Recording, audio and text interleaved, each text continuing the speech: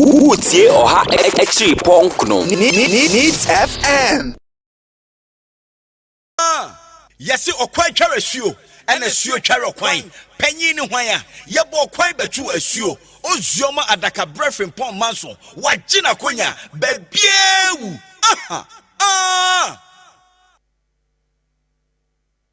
Yamama Trasio na Yamama Kwaba ensoso ene yadwada na ebobosome na yegusu ewomi ne da etoso ye edu ensia afi empinu edu enkono mamisa bodonko apa homiti aduonu enum na yatrasie de na memanti dwumadie ena yede efri neat 100.9 FM ede ebremo enti nsem da hɔ mo de say deja ede emu ebeba yafame da kabre mamudu osioma misini akokrata me ofa ase magere osei agema wobom chidom na production de ni nyina si kwajo dame ado ne naso ono na ehwe etoto ehyehye bibia ema yede eno achi no maba wa mienu na ebo ne chidom ekua sabia ene ekua dwamena na eye production no so no a technical side of it say yede eye visuals bi etoto eye Facebook live na other social media handles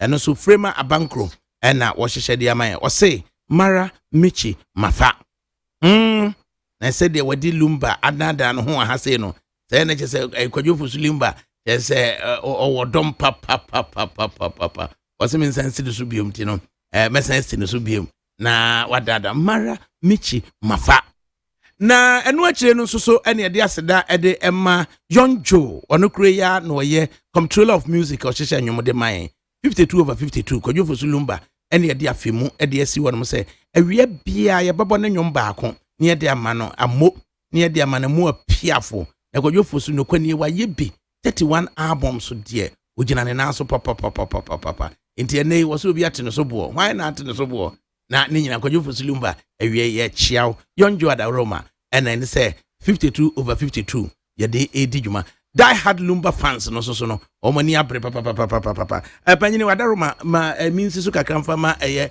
Mara Michi Mafa na onada no ho kra dodo 52/52 na ye hwe de lumba o ye de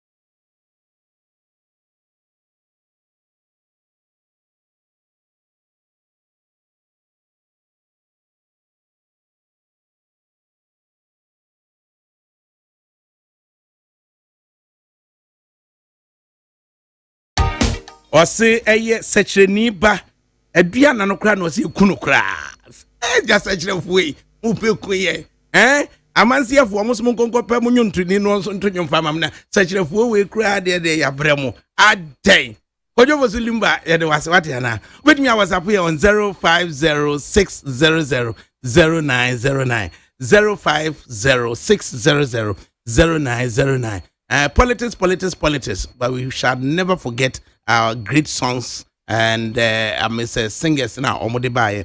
Ikojo fosulumba 52/52. Yeguso yede kwa yede be kwa amantie ne no. Eja sachirefo ma no mani agye. Ena je se wo mo dandan ye ho se kojo enti enne ensem ayede ba. Otumfo osetu otosumienu anase tumfo setu abebio santehene ene se yeto nsa ede efre no se omra United Nations na wohwe se de yagige no so a very beautiful photograph on the front of publisher, the new publisher na hwe so tumfo atutu na UN Secretary General esoso edin nchen no mo ba na unse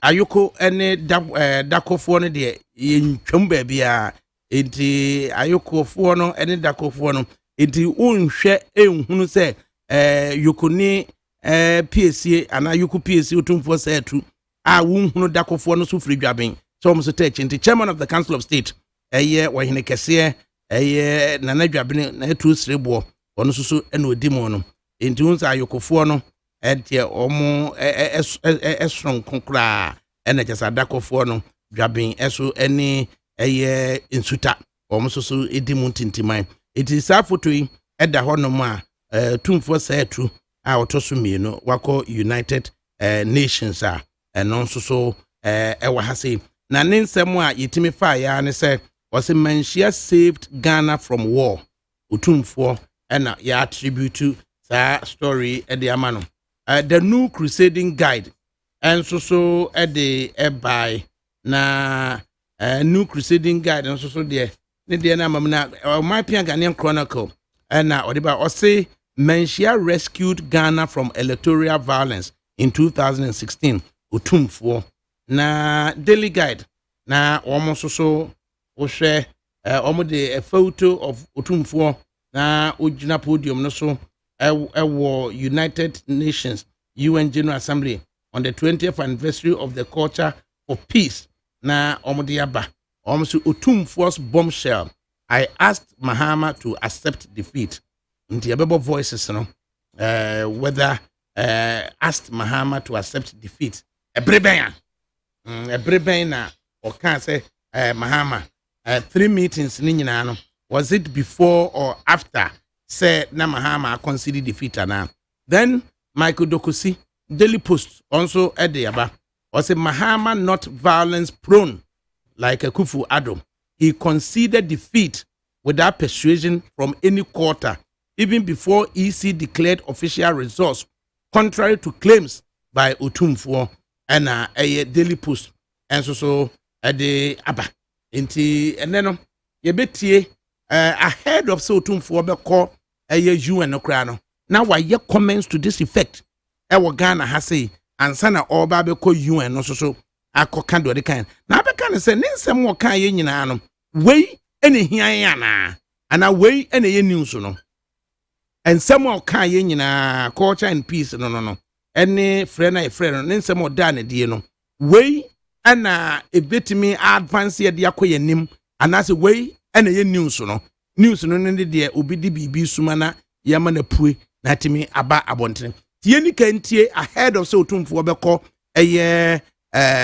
obekɔ UN no na Nana Dankwa Akufo-Addo ekɔ Ashanti regional tour na comments Utumfo ye no yentie sa comments no na wo de yentie comments a Utumfo ahead of so obekɔ UN no in Kosovo, Ghana, man. Sure.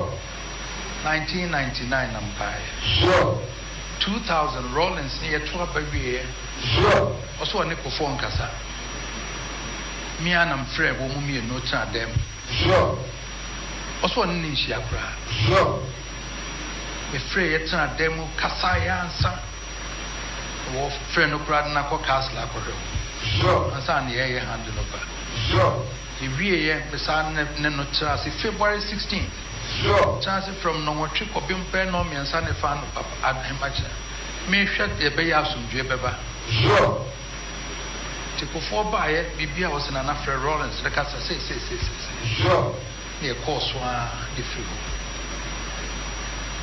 Also, do we any dear? Sure. President Mills by it. Sure. And also Casa or G office work for you, we as Yempre, Professor Mills bomb my money, the friend. No. Sure. So many extra them can't in I really. Sure. John Mahama, yet to a baby. Sure. Also near Kufa. Me friend, your grandson. Sure. Near Shadem D. Sure. And you can't tell me.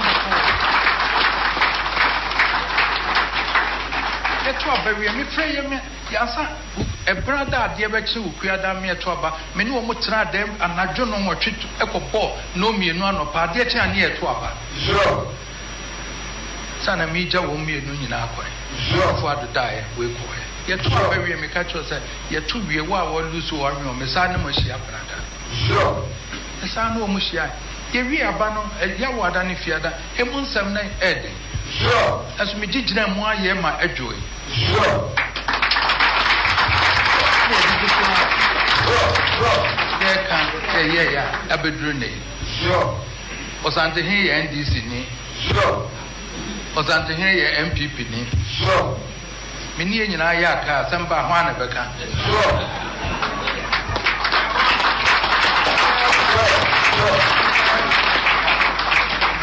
Many Ayaka, one Becca. Sure. I go prime to my gun and my to my sons. Sure. Ye be a year, I didn't call Sonia some Beba and sure. I just said, yeah, Yantia says, that's it, MPP, NDC, and one, yeah, they are Nibio no one ever. Sure. Now, some they were to the NDC, MPP, the Baba, my friend, they were Munyan say. You know, 3 or 4 them see a far. If we are never catch up and another all kinds, and Casena. Sure. I'm when you're 2 minutes, we are number feet. Sure. Inti we Asante professionals. Omushia mua, omutu omusafre, utumfo say true abebiu. Asemo kai ni the meeting miensa ena one Urajo Mahama ene Nana Adodanko Akufuado. Womo ye baako before the election ena mienu after the election. Afe mientie oko yun no so no. Asem a okaye yentie eno so. It has been possible to bring the combatants into a quiet conclave to cool down passions and restore calm. At the conclusion of the last presidential and parliamentary elections, the country stood on the edge of disaster. The UN representatives and the diplomatic community were aghast, alarmed that Ghana was about to slip down the slope of electoral violence. Fortunately, the moral authority of the palace was at hand. We were able to intervene to persuade the losing candidate to accept his fate and to fly both candidates for a quiet encounter to pave the way for a smooth handover. These are the highest examples of the crucial roles behind the curtains when the moral force of traditional authority is harnessed to protect and sustain the peace, unity, and security of Ghana.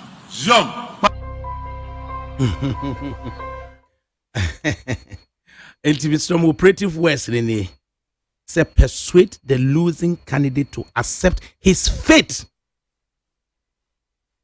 It is a okasa doesn't mean say na obin concede defeat na. So accept your fate. Say there no warrior nessa. Doesn't mean say no be say ompene and no na kan yema nipa kro pene ya na. Or say persuade the losing candidate to accept his fate. Inti ura say repeat words ni biem na kokope English lectures no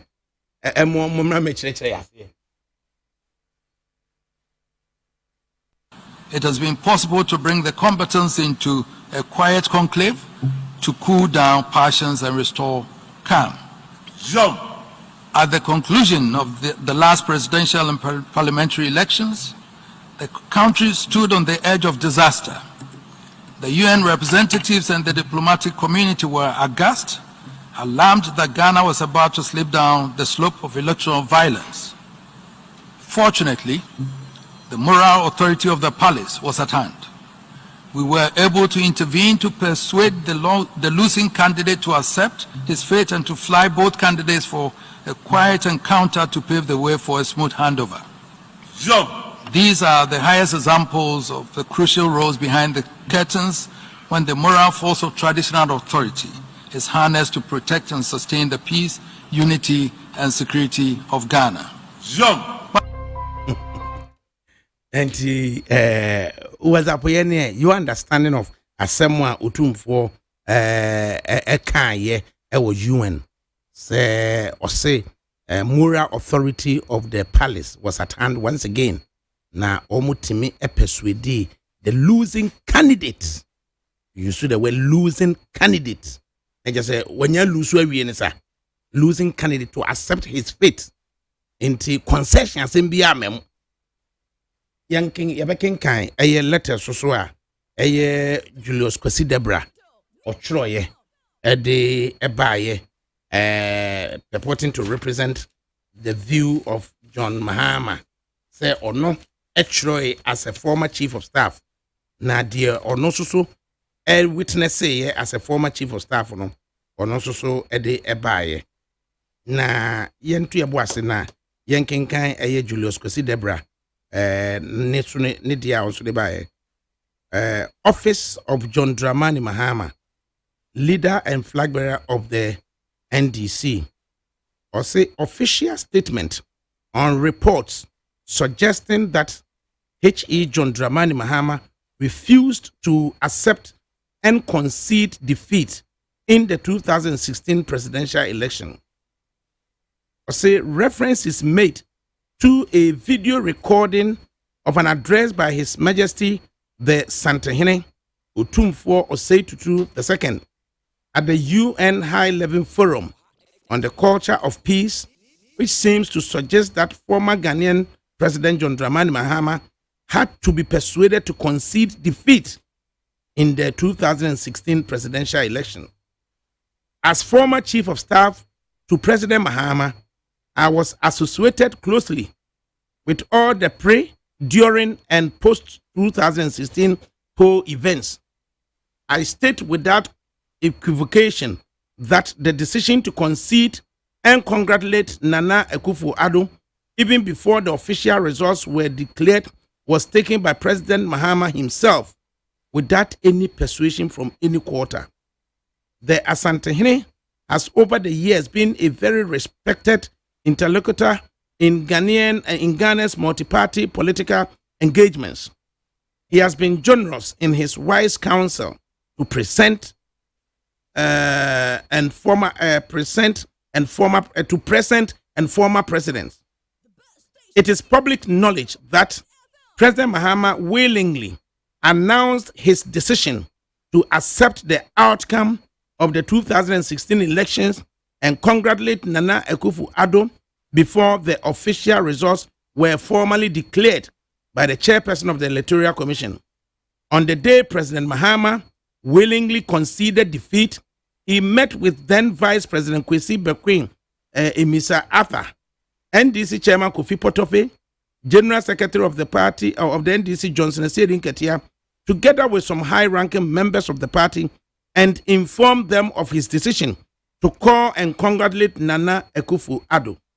Following the meeting with the party, he called a number of personalities, including President Jerry John Rawlings, President John Ajekum Kufuor, Asantehene Otumfuo Osei Tutu II, National Chief Imam Sheikh Nuhu Shaributu, Reverend Ernest J. of the Ringway Assemblies of God Church, and Archbishop Duncan Williams.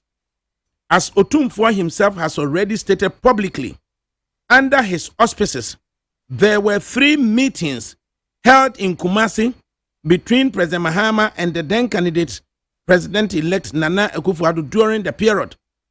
The first was prior to the December 7 election, in which the two candidates promised to play fair and respect the will of the people. Indeed, President Mahama, in a conversation with Nana Akufo-Addo, said he hoped Nana was not going to tie down the nation in a court case again after the 2000 elections. The other two meetings took place after the official declaration of the results of the election, and to re-emphasize after President Mahama had publicly conceded and congratulated Nana Akufo-Addo. Those two meetings focused on matters arising out of the transition.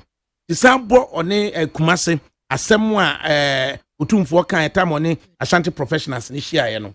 Yensantie eye saa asem no kan say ono kan say 3 meetings, 1 before the election and 2 after the election. And or say ye persuade the losing candidate no emma we den or accepting the fate. And afi so no Julius Kwesi Debra so etro ye no also say 3 meetings back before the election and a mienu after the election, when after ye declare results no ama Mahama mpo now we concede defeat ahead of that and send 2 meetings no ebe mo na utumfu asem kai na ubusa say was it directly relating to say na obi say unconceded defeat and na okache say concede and or concede ya na yensantie eye de okache eye Ashanti professionals no yensan entie honum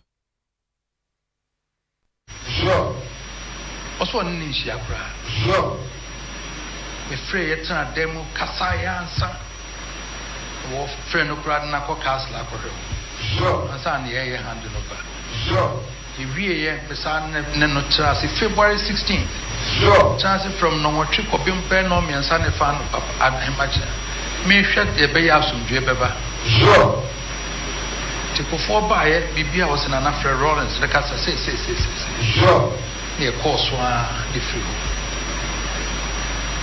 onso di wie ne de sure President Mills baaye sure and also kasa wo ko di office wo ko ye we yes yempre Professor Mills bo mama ne me friend no sure so many etra dem kan ni nyina wie sure John Mahama ye to aba wie sure onso ne Akufo-Addo me friend ye prensa sure ne ye dem din sure ni kan tem eto abawie me pray me yansa e brother de be chi ukuada me eto aba me ni wo mo tra dem anadwo no mo twitu ekobo no mienu anopa de chi ane eto aba sure sana mi ja wo mienu nyina akwa sure fo adodae we ko ye to abawie me ka cho say ye to wie wo a wo lusu wo me o me sa ne mo hia brother sure e sa no mo hia ye wi aba no ya wo ada ne fiada e mo nsam na ede sure as me gigina mo aye ma adwoe sure yeah can yeah abedru ne sure osante he ye NDC ni sure osante he ye MPP ni sure me ni nyina ya ka samba ho na beka sure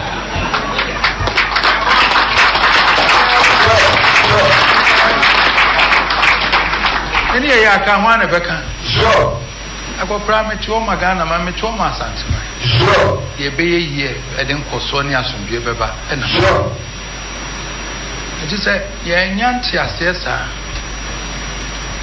na say MPP NDC and no ye dey animi no na beba sure nam so dey meto din NDC MPP dey beba na ma frɛ dey we munyense ye nyina metu efo odem se ye fa ye wia na ye beka chapter na dey o kan se ye tie yanke kese na tie sure na munya tumi no wia na mu refi sure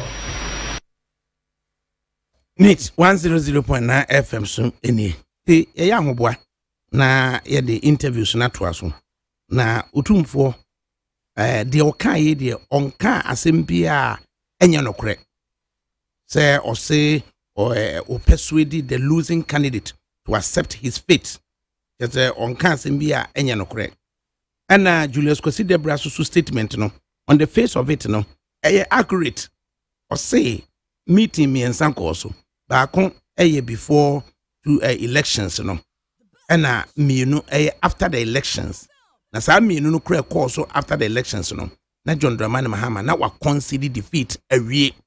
Tutum for so ka say persuade the losing candidate to accept his fate. Doesn't mean say concession be abemu baby ana. Tutum for so can anything to do with concession ana. Inti yabehwe na ubusa say on the meeting before say yakoto abano. Tutum for create a free meeting no. Inti emunsem yabehwe na yadwendwene ho. Inti do baby on man penifo no kasa. We shouldn't be quick. Said the biano. Yabekwa akofa munsem dia ba. But when you say it is Senka Julius Kwesi Debra, ka office of the former president John Dramani Mahama, Senkoma issue statement and so anka BBC. Senka Oman Kashi Nanka ye pe the actual words so employed by Utum for Enka Oma can be BBC. Politicians. You hear the interviews in the Betraso. Ejaba boni dia juama wubi eti ya menu afa hin na mahie fufuo ti ase dada menya wofo yi papa so ba fie ni enwe fufuo ya asamu aba na so oben wadi fufuo edi mpreni ne mpresa da ko beye de ni ehwe fufuo a akode wonwane adua mo adwuma se me ni fie adwuma di mini fufuo kakra ba o madie no ene wato me twama da pasa aso wo kan na matire nyira wati ate na make am meboa eba do di komum na sese ade obra to otwa fufuo ai wo wadwo pam na wo ma siu na wutimu aba na wo sadade na wo temfra kwade ne nyina tuatwa make say ya needful sadaroma wo bia mani ye pa ya wa ya mbode fufuo ne makani fufuo a wa ne powder wo de gu da kama ya fra no needful fufuo eni no bi na masori ba until izi kama me di ye yo sese bia ma me hwe bia needful fufuo eye kama say bode fufuo ne manke fufuo papa bi na wo ka say twan eposim na ede na me so ka so ento simanu mpɛ no wa wie wo hie wo kwa papa bi aguso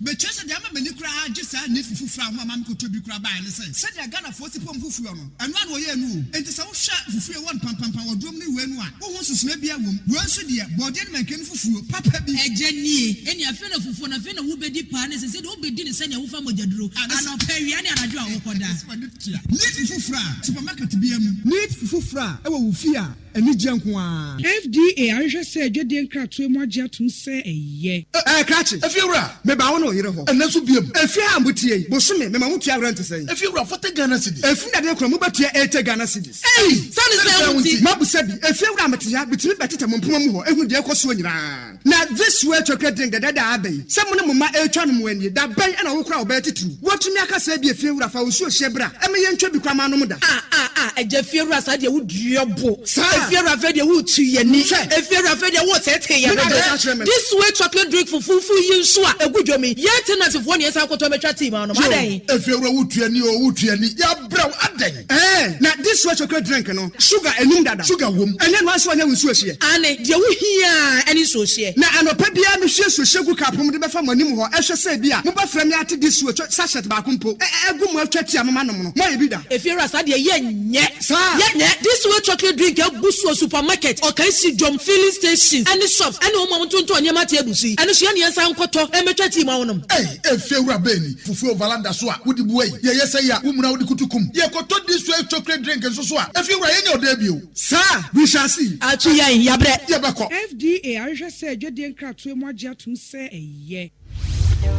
The 9th Duffield RTP Awards. Who will be the radio and television personality of the year? Which television or radio program will climb to the top? The 9th Duffield RTP Awards comes up at the International Conference Center, Saturday, the 12th of October 2019. Grab a regular ticket for 100 Ghana cedis and a 150 Ghana cedis for VIP at Airport Shell, Silverbed Accra Mall, Kuala, Bachona Total, and Peace FM. The 9th Duffield RTP Awards is sponsored by Duffield Roofing Systems. When you think roofing, think Duffield. Yas Sanitary Pad, Agricult Ghana Limited, Fertilizer and more, Unity Oil, Castrol Engine Oil, Special Drinks, Perfect World Limited, Sumisura by Abdul, A Step Ahead in Tailoring, Officer Oye Guy, Bright Media, and Neat FM.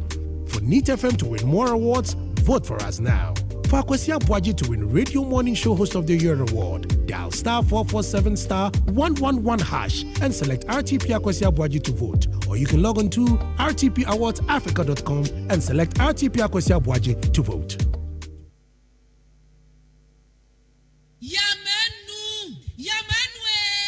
Ejaba boni di adwa ma wubi eti ya menu afahin na mahie fufuo ti ase dada minya wofoi papa so ba fie ni anwe fufuo ya asam aba na so oben wadi fufuo edi mpreni ne mpresa da kro beye de ni ehie fufuo a akode wonwane adwa mo adwuma se me ne fie adwuma de mini fufuo kakra ba o medie no eno to me twama da pasa aso wo kan na matire nyira what ate na make am meboa ebo de odi komum na se sia de obra to otwa fufuo ai wono wodwo pam na wo ma siu na wotimu aba na wo sadade na wo timfra kwade ne nyina tuatwa make say ya need food sadaroma wo bia mani ye pa ya wa ya mbode fufuo ne mankani fufuo a wa ne powder wo de gu da kam kama ya fra no need fufuo enya rubi na masori ba ntilizi kama me di ye yo se bia ma me hwe oh bia need fufuo enya kama say bode fufuo ne mankan fufuo papa bi na wo ka say twan eposim na ede na me se wo ka so anti o simanu pe no wa wie wo hie wo kwa papa bi aguso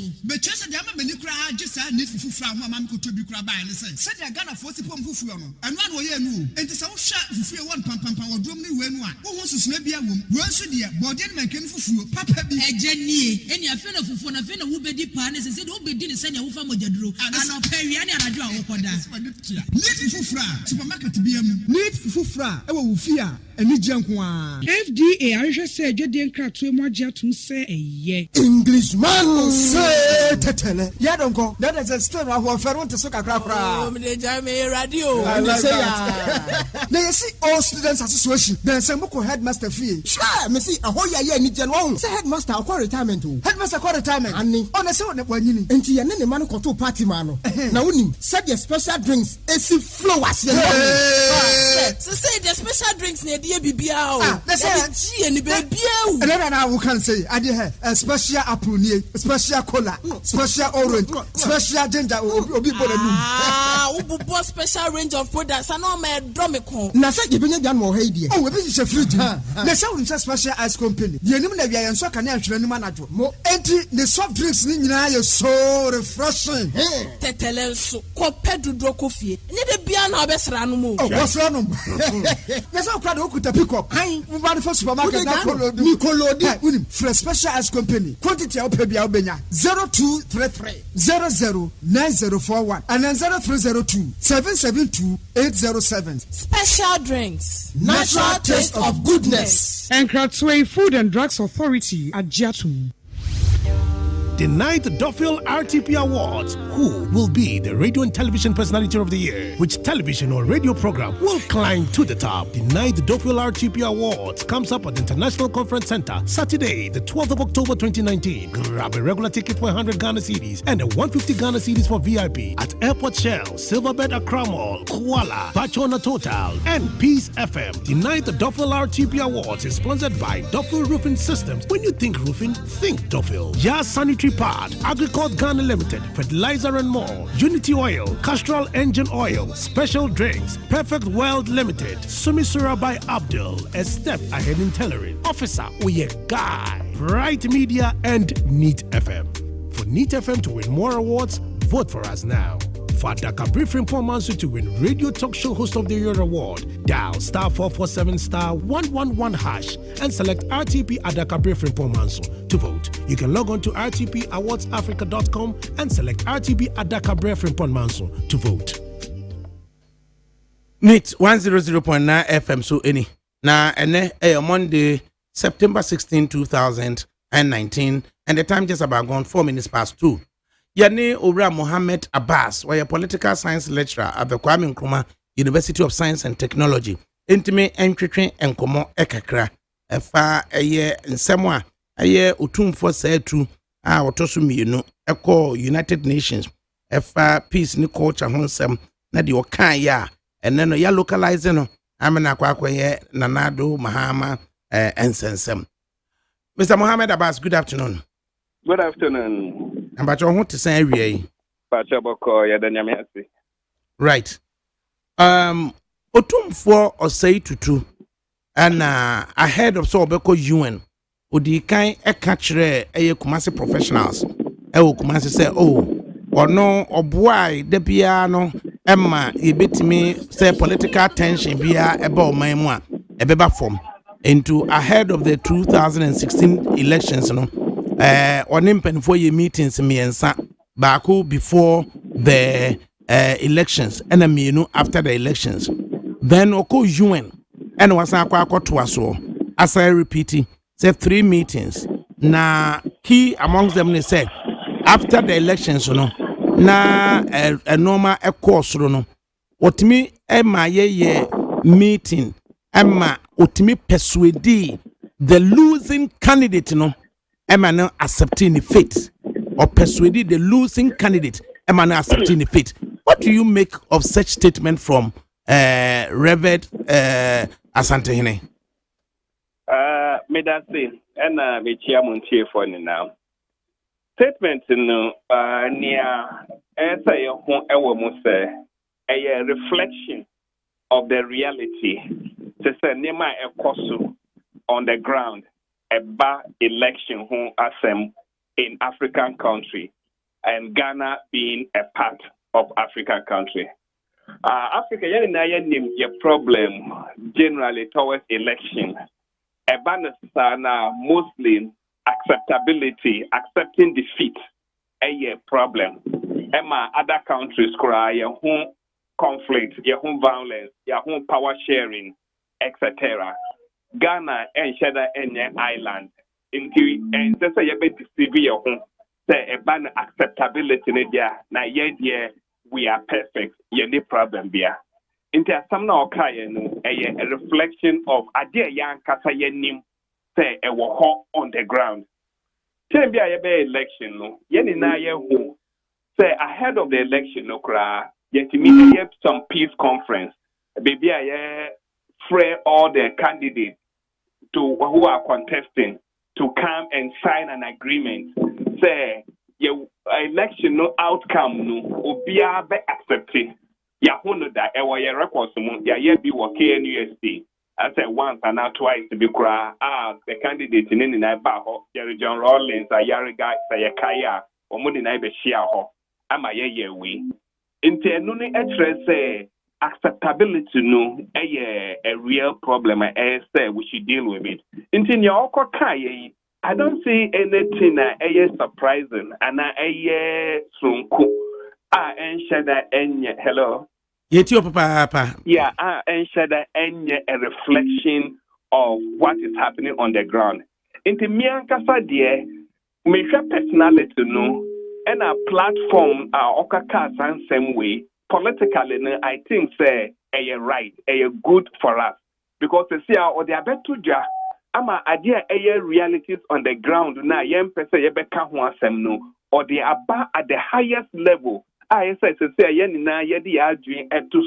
then we debate and discuss it objectively. Send to me a defeat that attitude of not wanting to accept. And I say yes, so easy to accept. In fact, acceptance should be so simple and easy. Send in advanced country, no. But we haven't reached there. Into politically, I think say it is the right thing. Say Odabe Tuja. No any other personality than Otunfwan Kasa no so say were participating in those areas, no other betuja their core UN platform. So that as people are serious, we have to look at it objectively. Say idea way they no say with politics is about discussion, it's about debate. Now you to me anya the right way forward. I think say it's in the right direction. And BBI say debating objectively na lessons na ewomono yemfa lessons no na coming elections no the emboyo na yetimi koyeni. So for Otunfo to say persuading the losing candidate to accept his fate doesn't mean say such persuasion included concession of the defeat, Anna. Does it mean it includes concession of the defeat, Anna? Because now the Mahama group are saying, they had already conceded defeat to Nana Addo Dankwa Akufo-Addo even before say electoral commission be announced the final results no and ansana omune utumfo ne Nana Addo esa kwatena ase no. Nti yes, he was persuaded to accept his fate, but not to concede defeat because he had already done so. Yeah, I think your acceptance of election includes a broader, a first conceding, and secondly, accepting the total outcome in spite of some challenges. Because maybe or nipa betimi a concede, but our serious other issues are obetimi a draggy. Na and also affecting the aftermath of the election. Into a totality of all of these things, first conceding and then coming to accept in spite of other challenges. Na into you breaking into concede and accept new way na just for analysis purposes. As a better yet senior way and finally we got to where we got to, that is accepting for analysis purposes. But by and large, they come together to work towards accepting the election, and for that matter, the legitimacy and credibility of election equal high. Na ama yanya confidence in whoever is now ruling in order to be able to move forward. And I don't think that we really have to go into those details. Say. It's a fact that we play that role. Almost so we consider already, there's no argument, there's no debate about that. And then and share that your opposing viewpoint, a rather viewpoint.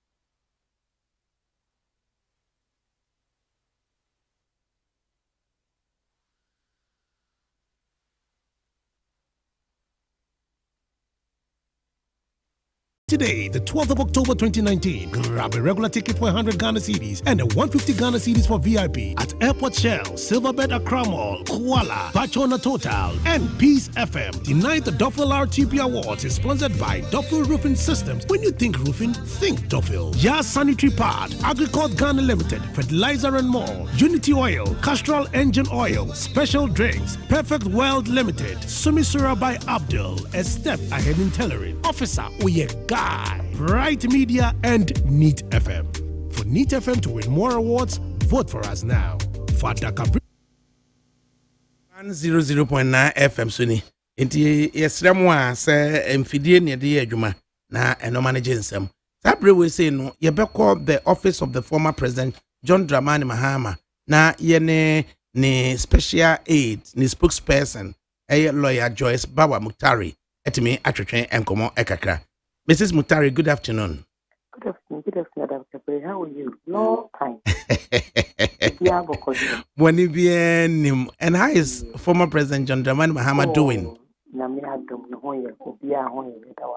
You.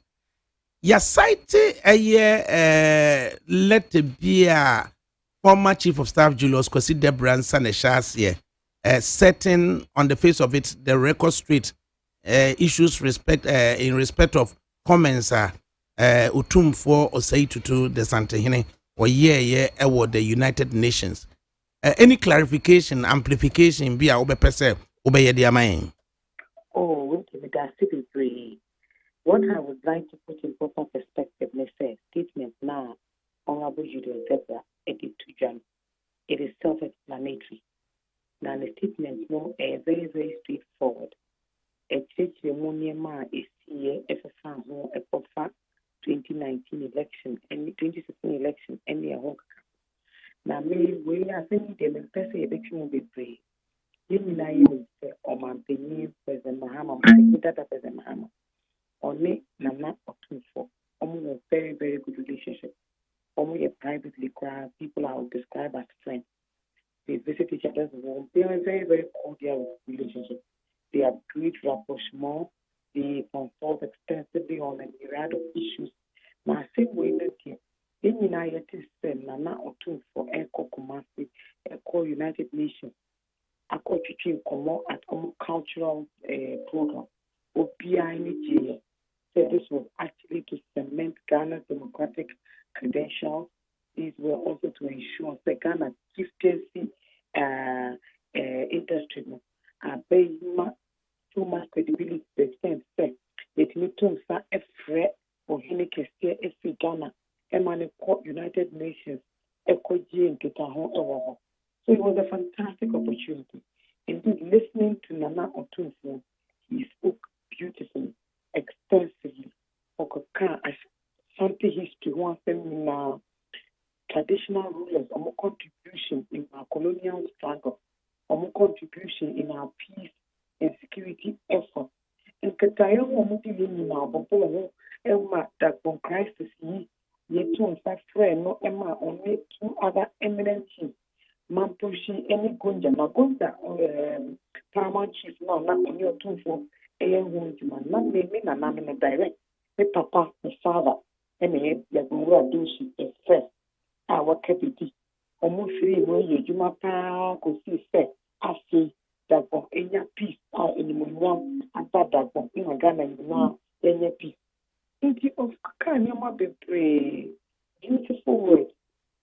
Exhilarating word, illuminating word, showcasing Ghana in a very beautiful and positive way. Intiboli bien no Jesus say or can be there. Now some no cry, it is because of mischief. Highly headlines are Ghana for Ediakoto, especially the political opponents, send a twist from what they are told, and then we are sure say we will daily guide on the front page.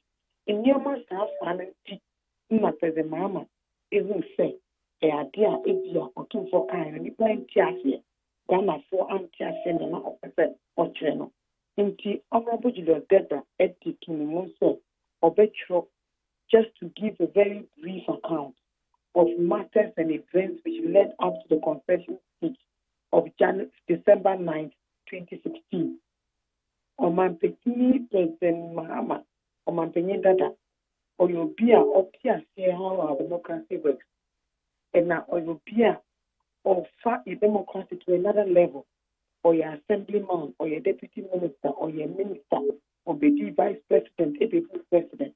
Until there can be no debate or argument about his democratic credentials. Until wait here, me pacho yen pese ye betri fi asemimu. O man pinita da President Mahama, any nana otumfo, omo ya danfo pa, omo ntemu ye kama. And yeah, it is just a matter of setting the record straight. And I believe that the Honorable Julius Zebra's statement puts it in very clear perspective and in context. Enti nature say not so much because of the Utumfua Kanenti and a necessary office of the former president or Mobema Julius Kwesi actually be, but so much to do with subsequent comments a year and Ghana Henti. Largely, and no. When you said towards the end of Utumfua's presentation, or can say it's something that actually translates into having engaged former President Mahama and of course the incoming president prior to the handing over.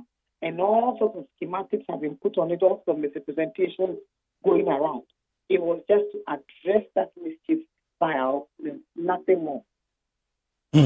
Indeed, would you accept any suggestion to the effect to say by this response, Abano, as a NDC, as slightly a utum for Santa Hinana?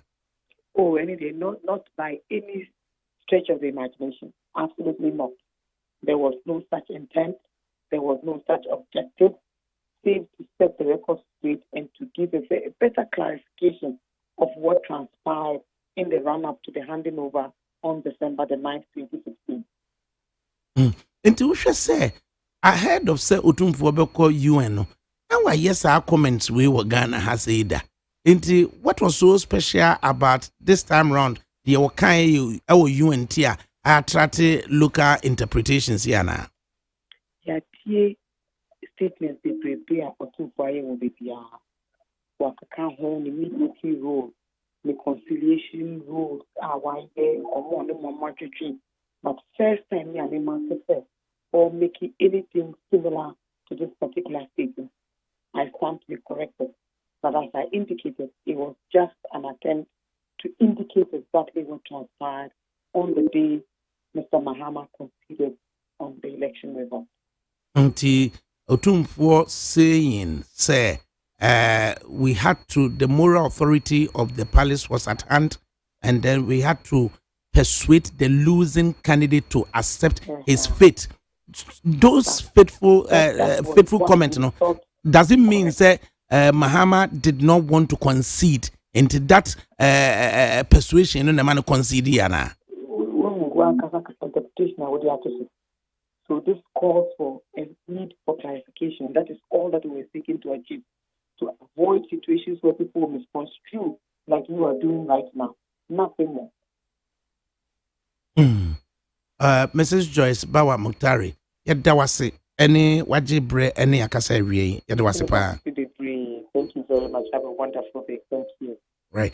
Joyce Bawa Muktari, a aide to former President John Dramani Mahama. And it's a Odinchimu Ediabano. Daily Guide say Utumfo's bombshell. I asked Mahama to accept defeat. All right. Hey, IF Junior and Odi Free say Odi Baye. A graphic is much more or say Ghana's achievements, combination of traditional, political, and authority, as Antehine tells UN. Could be asthma, and or the very nice photo of a or say Miss Maria Luisa Ribeiro Viotti. I'm sorry, Italian. Congratulations to Utumfo Setutu after his speech at the forum. Now, news desk report or say Asante Hino Utumfo Setutu has said Ghana has successfully managed to exploit the power of traditional and political authority for stronger assistance in the country's development. Inti said the graphic is no. I'm so what see other areas are if we say Utumfo kan ya ma or mine no yin ebeti e once say nananom yeto omo atwene a enye yie. Inti graphic has always maintained say when it comes to truth and accuracy every day the graphic tells it. Gusu na WhatsApp yen 050 600 0909.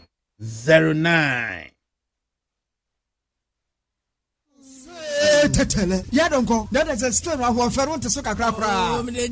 Radio. I say that. Now you see all students association. There's a muko headmaster fee. Sure, me see a whole year ni January. Say headmaster akwa retirement o. Headmaster akwa retirement. Ani. On say what one yini. Enti ye ne man koto party man no. Na unim said the special drinks esi flowers ye. So say the special drinks ne dey bibia o. That's it. Ni bibia o. And then I can say I dey a special apple nie, special cola, special orange, special ginger obi bonanum. Ububo special range of products. I know me drum me kon. Na say ye benya jan mo ha idie. Oh, we be se fridge. Na say we special ice company. The enim na bia yenso kan ahwere anim anajo. Mo enti the soft drinks ni nyina ye so refreshing. Tetele nso ko pedudo kofie. Ni de bia na obesra no mo. Oh, what's wrong? Na say okra de okuta pick up. We buy for supermarket na kolodi. Ni kolodi. Unim for special ice company. Quantity a opa bia obenya 0233 009041 and then 0302 772 807. Special drinks. Natural taste of goodness. Enkratwe Food and Drugs Authority at Jatum. The 9th Duffield RTP Awards. Who will be the radio and television personality of the year? Which television or radio program will climb to the top? The 9th Duffield RTP Awards comes up at the International Conference Center Saturday, the 12th of October 2019. Grab a regular ticket for 100 Ghana cedis and a 150 Ghana cedis for VIP at Airport Shell, Silverbed Accra Mall, Kuala, Bachona Total, and Peace FM. The 9th Duffield RTP Awards is sponsored by Duffield Roofing Systems. When you think roofing, think Duffield. Yas Sanitary Pad, Agricult Ghana Limited, Fertilizer and more, Unity Oil, Castrol Engine Oil, Special Drinks, Perfect World Limited, Sumisura by Abdul, a step ahead in tailoring, Officer Oye Guy, Bright Media, and Neat FM. For Neat FM to win more awards, vote for us now. For Adaka Briefing Pomansu to win Radio Talk Show Host of the Year Award, dial *447 *111 hash and select RTP Adaka Briefing Pomansu to vote. You can log on to rtpawardsadafrica.com and select RTP Adaka Briefing Pomansu to vote. Krachi. If you ra, Me ba wono yire ho. and that's be If you am butie, bosome me ma mutua rent say. if you ra 40 Ghana cedis. If na de kro mo batua 80 Ghana cedis. Hey, sound is Ma busa bi, if you ra metia, bitimi betete mo mpoma mu ho, ehun de ekoso nyina. Na this way chocolate drink da abai. Some no ma etwa no mo ani, da ban na wo kra obetitu. Wotumi aka say bi if you ra fa wo so hye bra. E me yentwa bi kwama no mo da.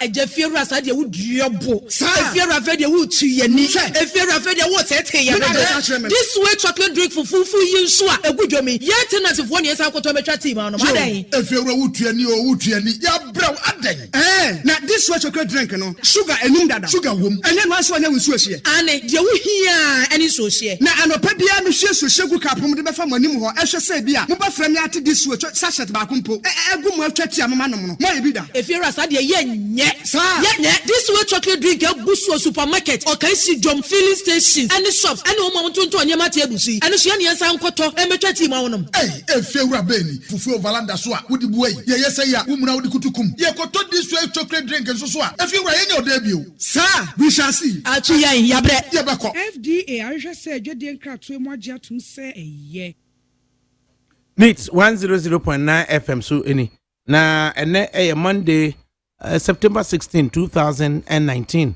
and the time just about 27 minutes past 2 you go so ye dwendwene ye ho ensem a wo honum political history na ye de bana otumfo said to the second echo United Nations ensem o kan ye na yetimi ayi efabia reference to kwane fa so de CC political leaders in term na odi free John Mills penso edi free JJ Rollins penso edi baby we currently nanado ene John Dramani Mahama penso imun sensem ene se ye kinkenti no nipa WhatsApp messages kakra wa ha ebeji brena yetimi akinkan bi na interviews no so aguso atwaso ametwen se me wofa engineer menene be din komo kakra so ewa ha no awie na ye hunu ba bia de fufuo ebekwa akobo African cream mackerel ye damasio na mo na mukrikura yen African cream mackerel na mpa no na wode ejiji ya baba na fe so osan ede eye oba pasadin ɛno nso so ɔde ɛboa yɛn afei nso so wasan de ɔbaa papa mackerel nso so ataato nti yɛnhwɛ nneɛma bi na yɛntoto bibia ne ntimi nkɔ yie mfa ma yɛn na kunu Ghana so so deɛ ɔno so deɛ oguso a wɔde honchon capsules prostate health wɔde hwɛ de ama yɛn na afei nso so no wɔde X and Y granules ɛso ɛhwɛ yɛ kidneys na afei nso so wɔde nourish no wie a na wɔde Mr. Keon ɛso mɛma deɛ distress wɔ mo ho na wɔn deɛ deɛ him na mmabaawa ne deɛ wɔn deɛ ɛyɛ dutwam na emu nsɛm a ɛwɔ hɔ yɛsɛ mɛma akue dwamena ɛna wɔde ato yɛnim wɔfa bibia wɔkɔ deɛ agya behwɛ wo wohwɛ mi wo ho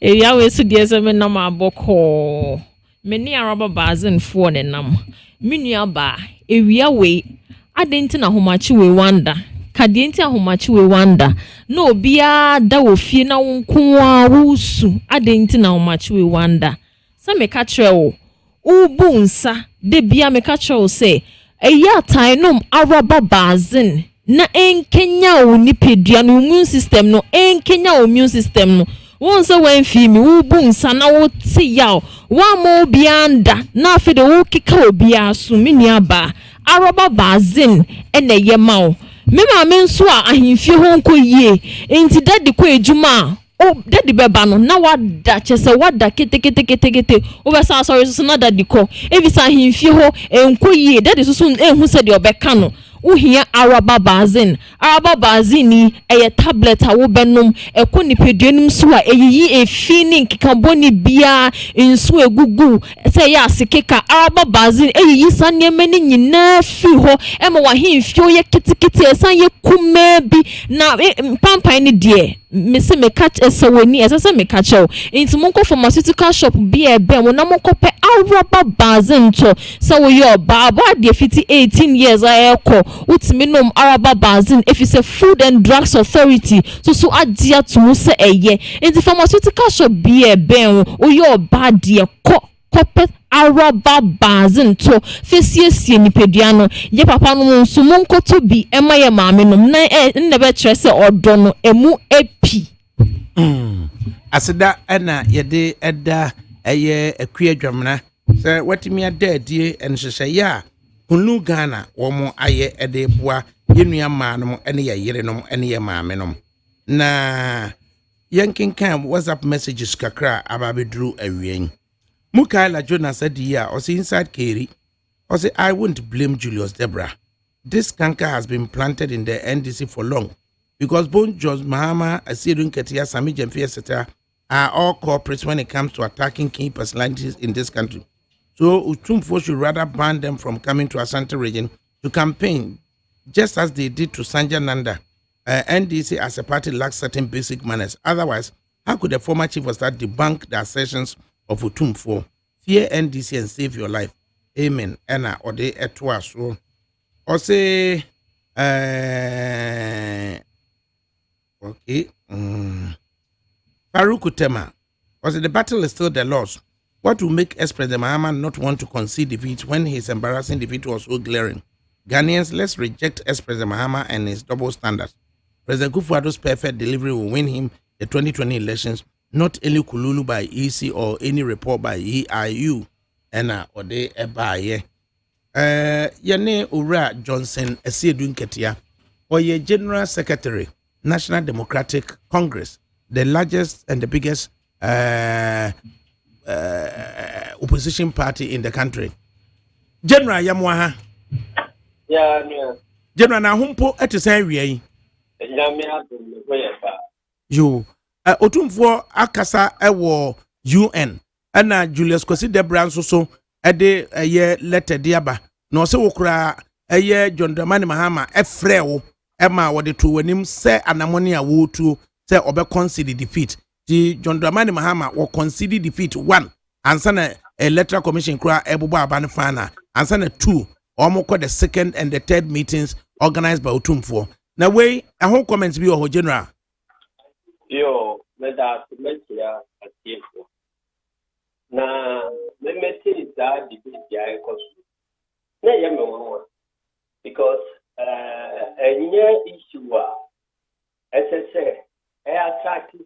debate ya ekoso na minim say ya ekoso no a welcome diversion Emma nipa binom because of now chi be mienu issues so I raise the ababeto national agenda so far yenye mu aye bia free abayafa enti saade ya omo akoso ntumfo akase mahama akase binya completely needless diversion if you say nsem mienu no a free ebi free otumfo ho na ebi free jilo zebra ho no if of staff no ni nyina enya contradiction the bottom line is that onipa bia take decision say waje advice from nipa du say waje advice from nipa oha ana waje advice from obia no it doesn't make that person no less responsible for the decision because pieces of advice a free baby brave and know your raw materials the processing now they are taking decision and until now will be taking decision or not any holding responsible for the decision no matter but what the advice they are free and until the decision to concede the election no it doesn't become less of a decision of President Mahama whether Otunfo advice or not Otunfo advice. So it shouldn't be an issue.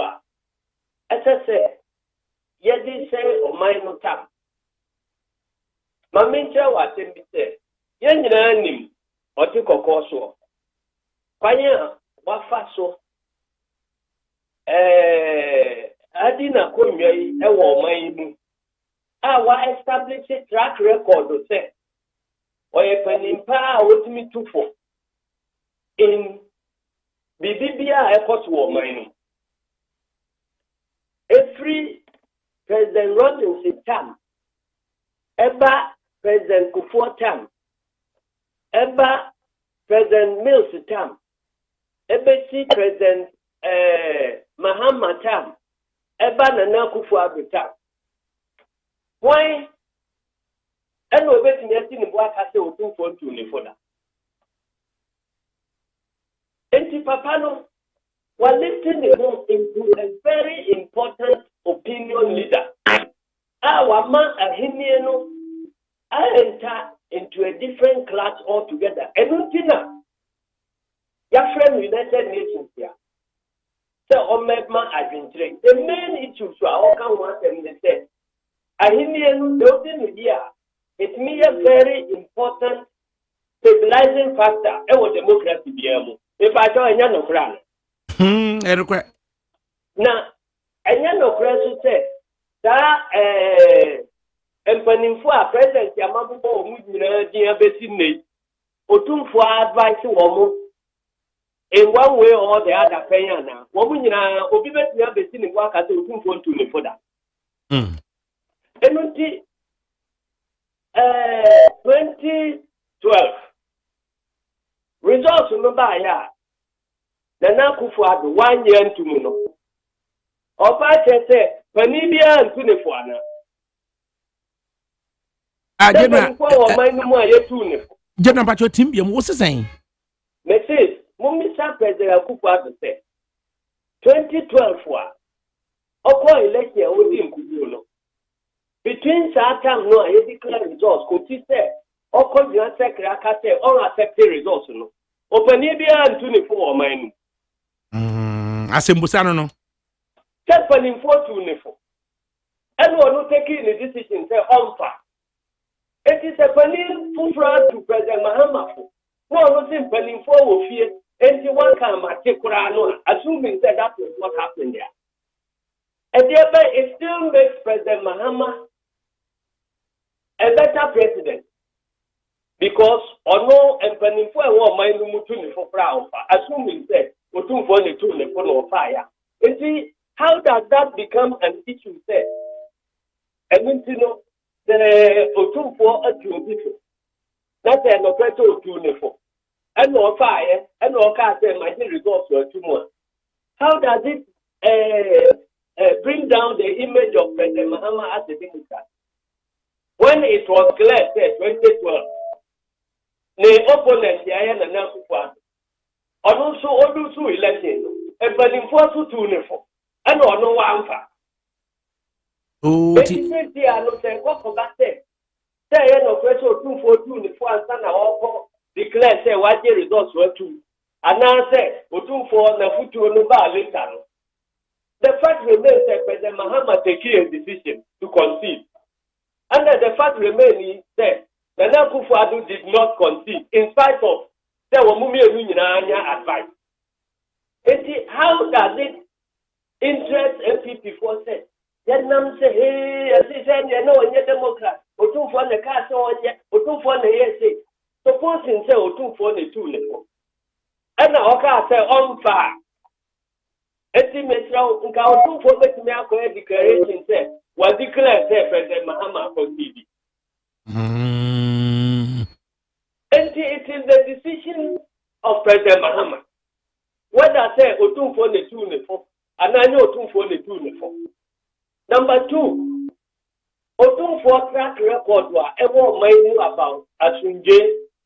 Any say bibi koso wo mainu mu a otimi ejina ho etufo in a neutral manner no. It cannot be equal by any or any bia wo mainu. Obiani, the record of Obia mainu jo wo mainu bia. And the more Otumfo towards speed, any of foot to our 2 and follow. Obia follows our record. Yamu my here. Womono, and then penning for Womono on your platform. Or can assembly in support of one party or one government. Otum for Tessa. Or no one say, or mine no fair. And when she said, Una your president, you, Una your opposition leader. No one says, I don't know where I or the 2 anima or any and the year for presidential election. Ultimately, all political party leaders. And me to me contrast. And the 2 or more for my or more sign agreement is that the best free election no more, but the I have yet.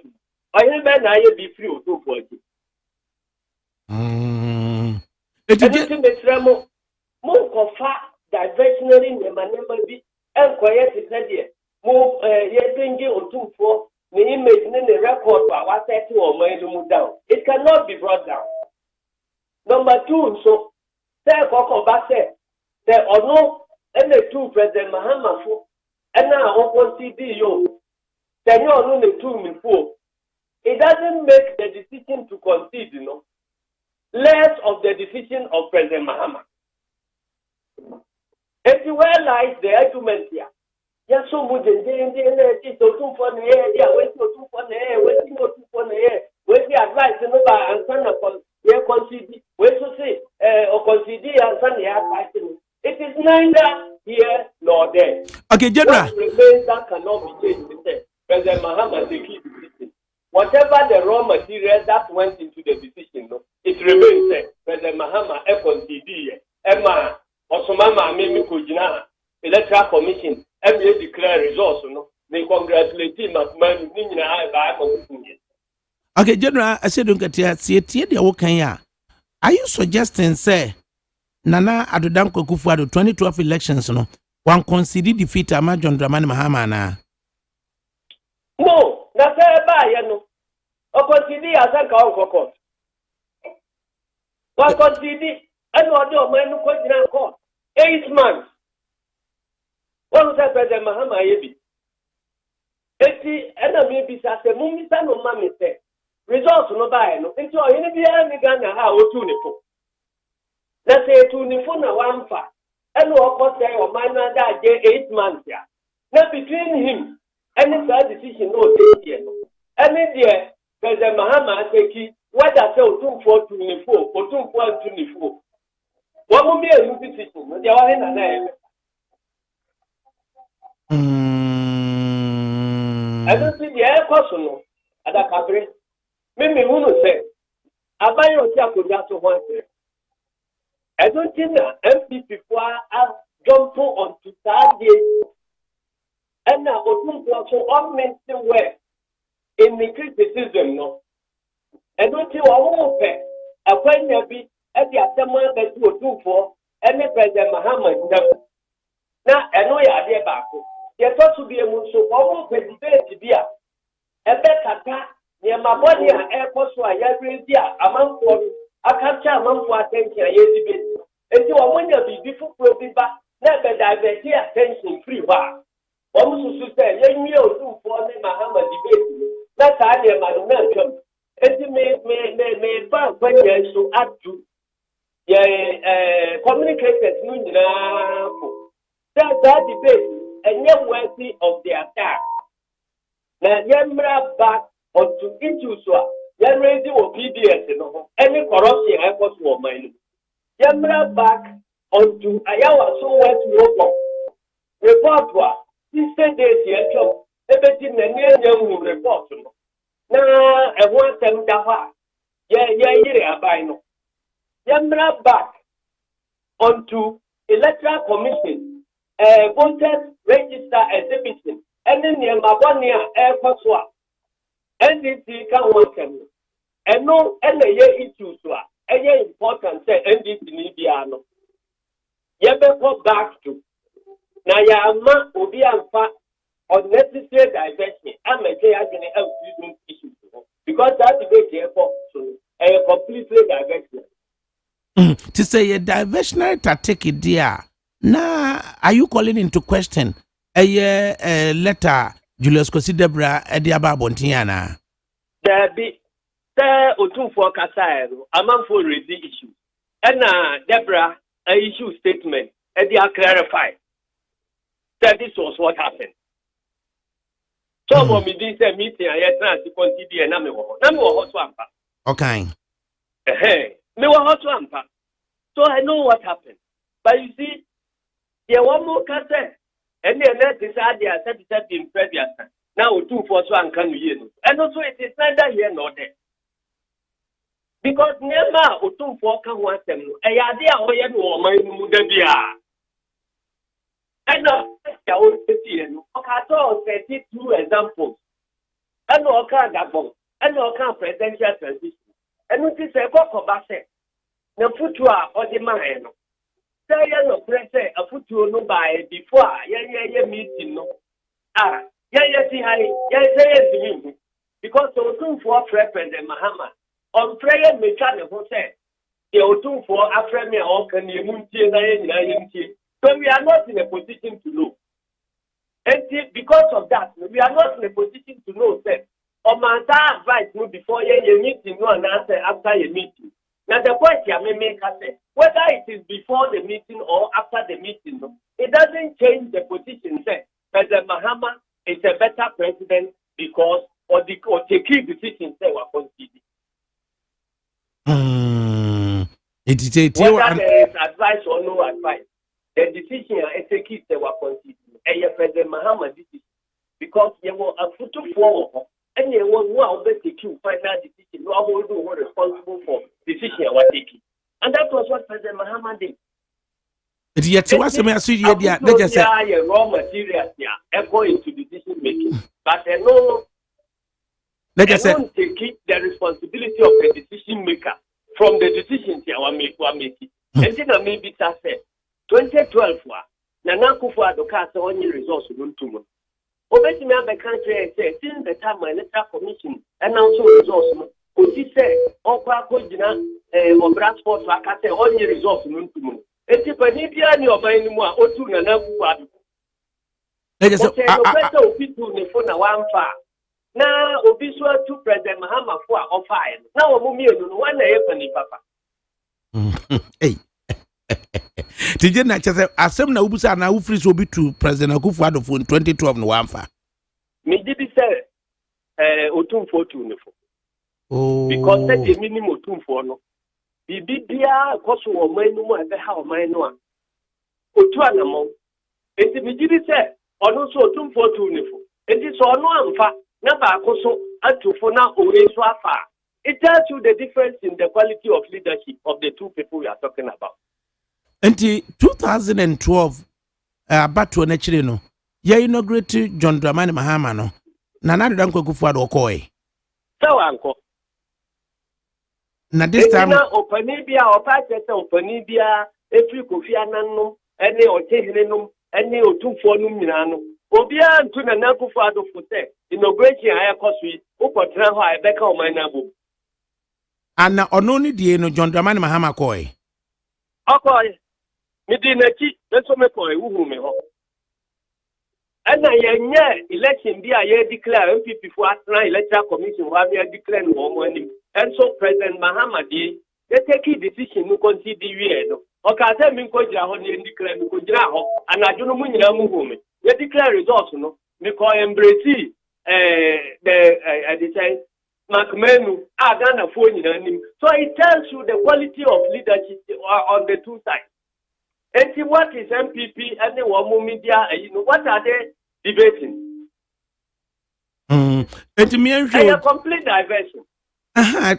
Asema waka ubusa se sa diversion ya wahune ni general adentina politically no ma exploit sa asema utumfo ekaye no rather than say more responding to asema no o tell no krana ewo ho ni say ye take your decision eti Julius Debra letter no state chronology of Nema also before the announcement was made, and now before the phone call from President Mahama to Nana Akufo-Addo to concede.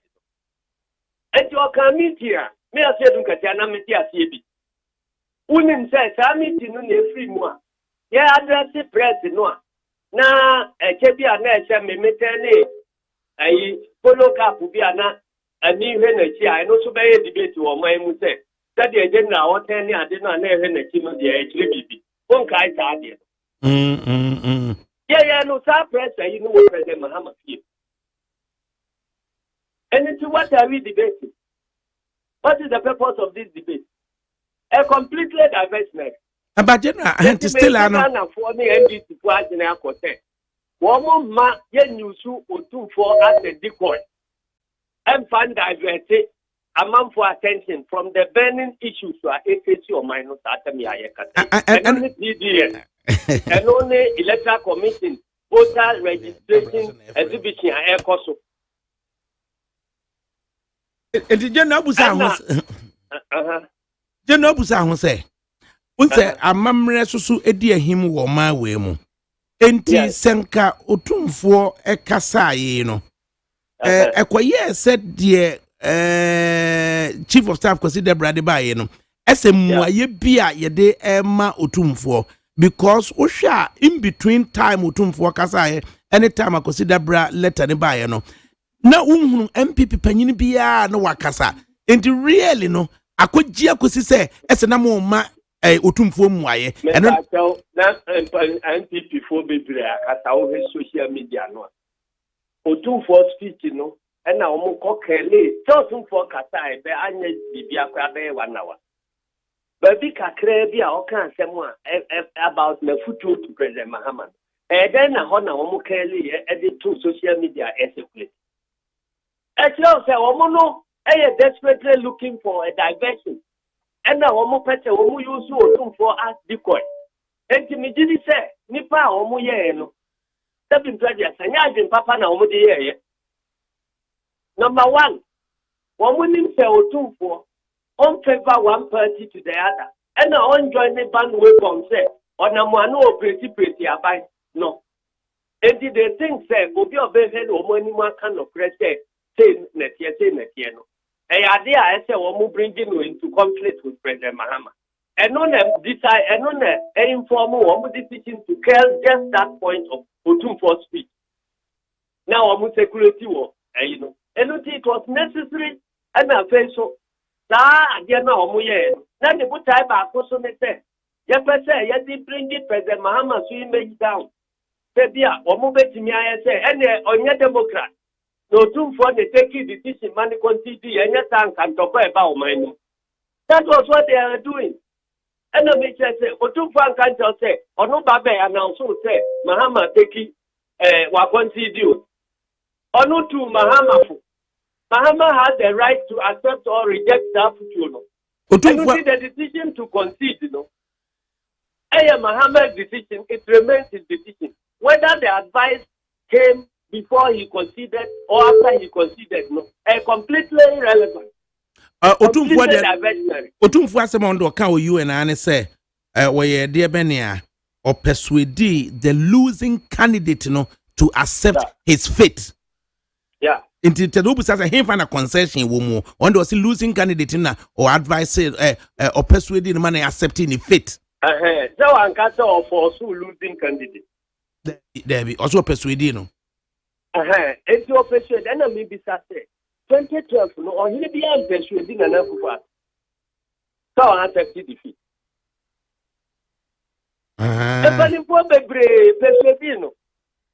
But he rejected that advice and proceeded to declare the unaccepted results. And was I going to court tomorrow? Mine yesterday, I died 8 months. It is even if it is true, say 2424. Now, no by before the concession. The issue I am debating is whether 24 advice here before the concession and now say consider and sana. 24 advising. That is the debate between the position taken by Julius Zebrani, the position on the other side. And I make a say, that debate is completely diversionary. Ever before, ever after, it remained an advice. As I said, Nipa is targeted to know as the recipient of the advice, or no, taking a decision. In one scenario, Nana Akufo-Addo, in spite of all advice, he took a decision to reject the results. And as another occasion, President Mahama, yetu nifu before concession, yetu nifu before concession. Like I said, or you still better say, when you will hear, and I said, what to for the wafa. Now the idea, the before or consider before 2 so advice here. And also you feel good. Then you take the right decision. So where is the debate? Say compare Mahama with Akufo-Addo in this matter. Where is the debate? See, in general, young children see the best so other than the idea to me. The idea they say, debate, a manufactured debate. Say, diverted attention. And see the objectives of that debate, one, to bring the image of either Otumfuo or President Mahama down. And secondly, welcome diversion to MPP. Say, national debate, a free burning issues.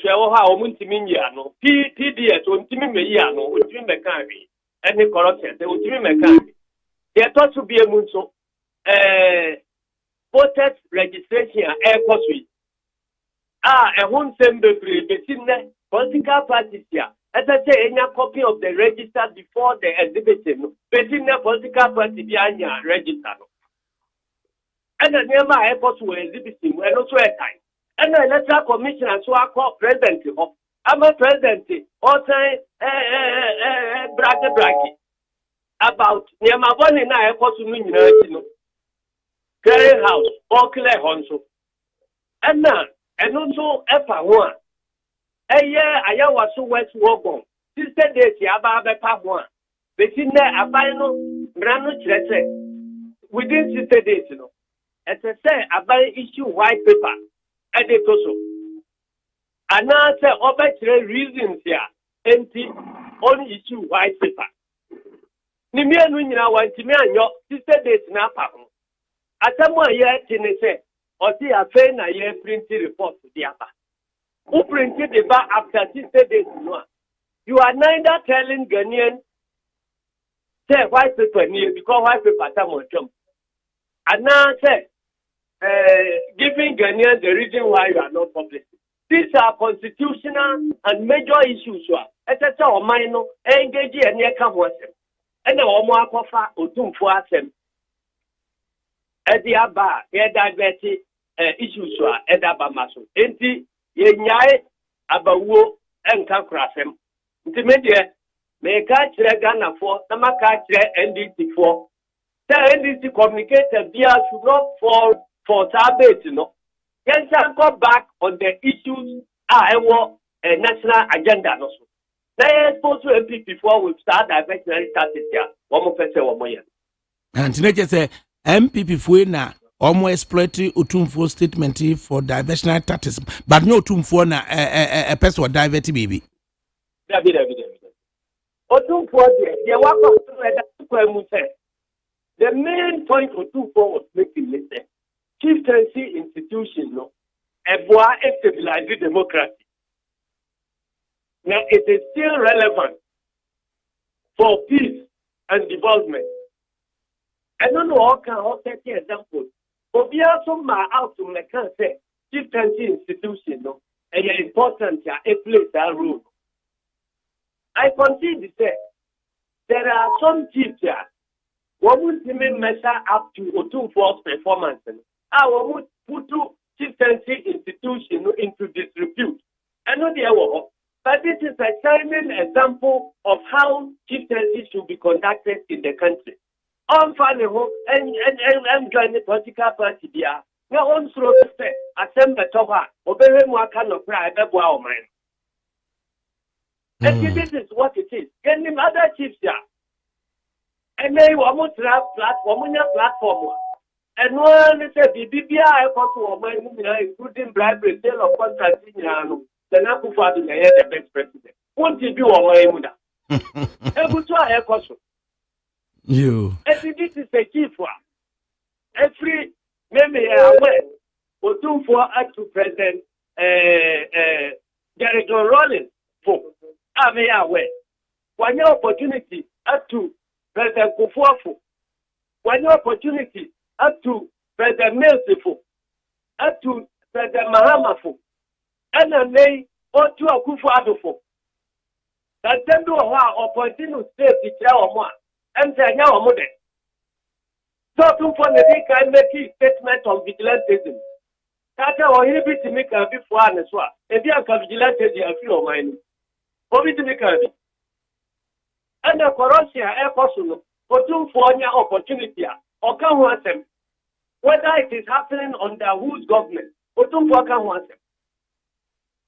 And then, go pay you to that way, and FSA. Would be down the image of one of our best traditional leaders in Omaimu. Paya Wakaso, Adia Kunyano.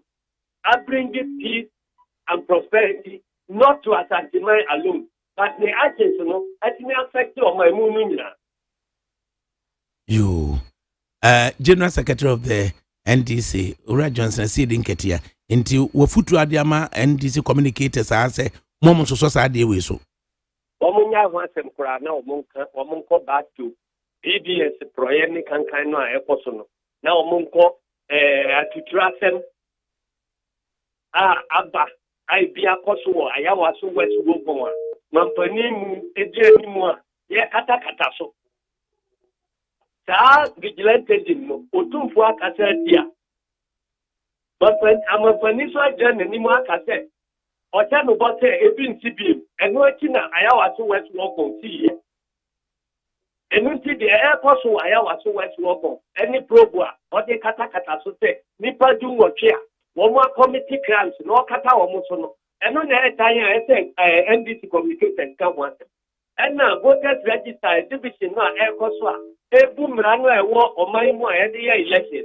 And on the NDC communicator think I want. Johnson Esidin Ketia, General Secretary, National Democratic Congress. Yet there was a general. Any area comments away. Yeah. Piao. You see, the Jesuit would German Shiapano. Piao. Hey, General. But me, I was up here on 050-600-0909. 050-600-0909. Wafa. Don't worry yourself on Mahama defeat issue by Otumfo. It was true and very true. You forgot that he was crying. Oh, come on, uncleable. Certain descriptions. My young called the Deputy General Secretary of the New Patriotic Party. He is a qualified and practicing lawyer, Nana Obribwai. Nana Yamwaha. Yeah, me so Adakaboy. Anana ewiempo wo ho te sen. My voice ba aye kakra. Anse bekasa. Anya hwe ko na omumpe anwunafo nkwan bi efe no de chikpepe yese meko wo mu pa na enti no enti ko twiroto se anwunafo nkwan yefe de chikpepe na omu obi nye bi ma wate na maba wade omu doso kam ai na de yenye ne kakra na o voice no dia koba ne se nano otekoko so tumfo santehene se tu abebio na wakogina UN na wakansem bebre na fa bi efa futu a wode baaye ede ma eye mpanimfo na nadoda nkwakufu ado ene John Dramani Mahama na eno ena Johnson Siedi Nketia General Secretary of the NDC was say MPP for much yasa asem na my exploit epesa mode divert issues are hetimo on the loins and all command NDC communicators nyina say sa asem no ma wo mo emfolo na emumu no de hetimo on the loins no wo mu so emo eno so na mo ebi ho Unim Adakaboy. Ampan for kasa bi say. Nyode ahwede ba fie. Sorry. Nyode ahwede ba fie. Ona de manso na bai. Nyode ahwede ba fie. Ona de manso na bai. Ana chibe eka ba bi say. Chima chibu. Ore bi de ade apro abafia. Ona otimisha wode nokoboa so eba. Sasa mwina eba ni say na kodi hu. Emede so beside it was the response of former chief of staff Kilo Dabra. I know you go find some way in about. But okay, you don't come papa na it just kanya response ya na kanya issue. Don't worry, sir.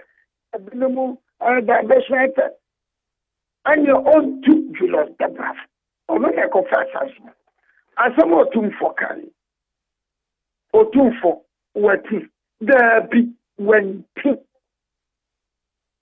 or two for as some more carry. Yabaka Chosa, Yabaka Piao, and Yabaka Pia.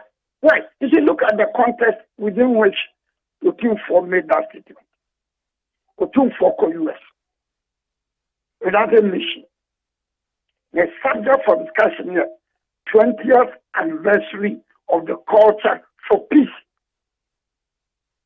Subject on canon. 20th anniversary of the culture for peace. UN high level forum. Now all Kasano. No, all Kano. Toto Kasa. A future topic in one. Yeah, the man and nothing more kind. Or Chiam, Derby. Or Primacutia, Derby. Or Casati, Derby. Or Yabi, Derby. Or 2 years now for Annie. About a future. Nkwakura nkomaka you dey jam nkomaka yes for me na men potom kakra so na also fortunately the moral authority of the palace was at hand. We were able to intervene to persuade the losing candidate to accept his fate and to fly both candidates for a quiet encounter to pave way for a smooth handover. Here me a power and a baby. Master Tasso, I try to say, when you are all right, these are the highest examples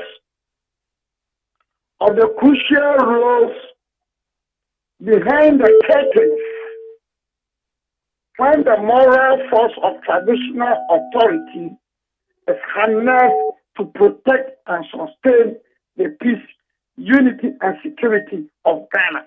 Full stop. Bonnie beg, no. Why not Odina? Why not Ohirika Setian? Why not Ohirika Nakutia?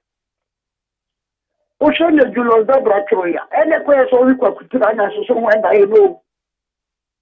Sir, Ohirika said your kind, all over, and I believe that. So you have to say Nigeria, the Oba, they do the same thing. If it's Uganda, the Buganda. If it is Burkina, the Mosi, and everyone, you're too focused. Or else, a young man, yet you could not. A blue baby, the blue ash, you come. That is what amount for the tear, so I think I can put on my says here. Tell me, well, you're in a tune for Kenya waiting. Okay, I do not double fire. I said, don't get your divestment status. I think that we've had enough of a share Ducatias regional ranking in this country. We've had enough. We've had enough of its region and ranking. So, dear person of a catch than one. Now, I have competition. My other President Mahama running it. It is your Dabra of a soccer city attention. It is Nana Mia show. Nana Mia show. But Nana Mia show. So what ye comments are a Joyce Bawa Mutari. Why? What ye comments a Johnson said in Katia aya. They just say as a almost a deflated. Oba can say diversionary tactic almost so say NPP for Edeba and rather pitting John Mahama against Nana Abdo as to who has quality leadership to the extent to say as you didn't say you're more likely say 2012 aftermath no you two Nana Adofo one fa but John Mahama dear you two for 2016 wafa. If I could finish, into leader or yes, leader or yes, sutie, a real leader for Ghanaians. What do you know what I'm saying? Onimnioka, Sabi, Onimnioka, Bekasa, and what I've been about the Bekasana. Why? Sir, O2 for Afra, no money na Kasaria. Akufo-Addo is not Akufo-Addo of himself. Jacob Esabelamte is not Jacob of himself. Dr. Baumia is not Baumia himself. They are representing a political party. Notwithstanding the advice of their president, Otu for their man or him be their man.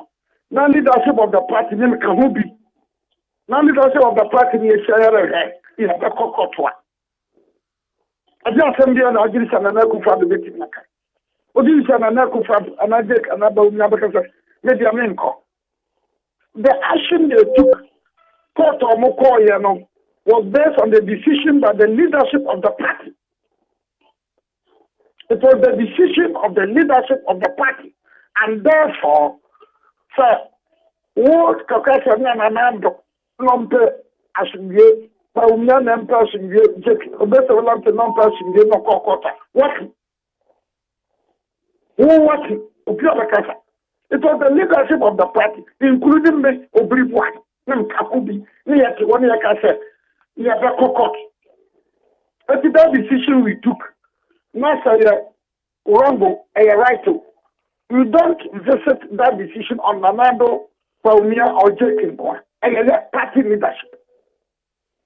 And you'll be saying, sir, President Mahama, I the time this as a party. I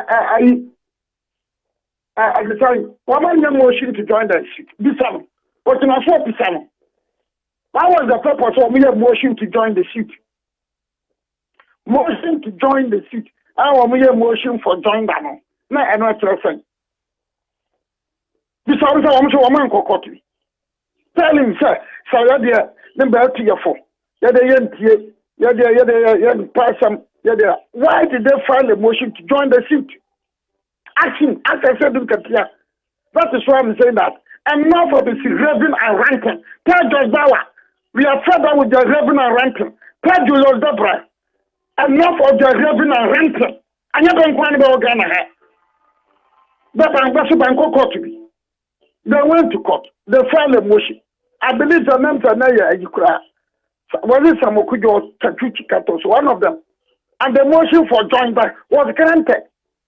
What was the need for the motion for joint back? Because they wanted to protect the President Mahama and NDC. So there's nothing wrong for me as a lawyer. Me as a lawyer, the filing motion could join here. The name from so. So why do you now accuse Nanado? You accuse Baumia, you accuse Jacobus Belabti. Now the whole party now got a motion to join the suit, you know. Oh, dear, who accuse you? Why? Because NDC felt that the outcome of that petition will affect the party, and therefore they joined. As a lawyer, yes, there was nothing wrong with that joinder. There was nothing wrong with that joinder. As a lawyer. And therefore, Sabani, I don't think about the bank. So look, the advice was given to Nanado, advice was given to Baumia, advice was given to Jake. But the party leadership of the MPP, we insisted. Someone Tinanana just yet was me as yeah. Nanado Danko Kufuado in 2012, year 2 Nanka, or ye suti. What I'm saying, sir. What I'm saying, sir, party leadership met and we said we are going to court. Betulufo. That decision. Because the Omonian sentiments are court. Because they are representing a political party. Ntinana, when applicants to the suit in 2012? Nanado Banko Kufuado, Jacobus Belamte, and Baumia. It teaches a party leadership trance, send an abeko wonko, ye court no. Ubebusa say a dear motivated no ma obey a first respondent. Yeah, because you see, in that circle, if you look at the constitution of Ghana, the party itself cannot. A first applicant, I wish to say, rather. No, the party itself cannot, because the individual that election a fan of honor. Or that the court. Go back and look at the constitution of Ghana. If there's a presidential election and you want to go to court, it is the individual. If it is a parliamentary election, it is the individual. So, but we are fed up with this politicians in our memory. Now, diversion taxes. Diversion taxes, revenue. I overheard him talking about Ayabaso West Wagon. Please, Mr. Seduketia, with due respect to you, my senior brother, stop advertising your ignorance. Why? If you look at the constitution of Ghana, Bosume in of the constitution, so checking on Makokra. A song, I think 14th September. 14th September, I think so. Now, a million 15. Upon Nabi. Now, a lawyer for the business say, I reckon data in law. Holidays can one.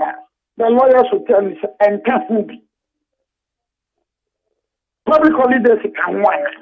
The lawyers will tell me, and can't be. So, for the means, take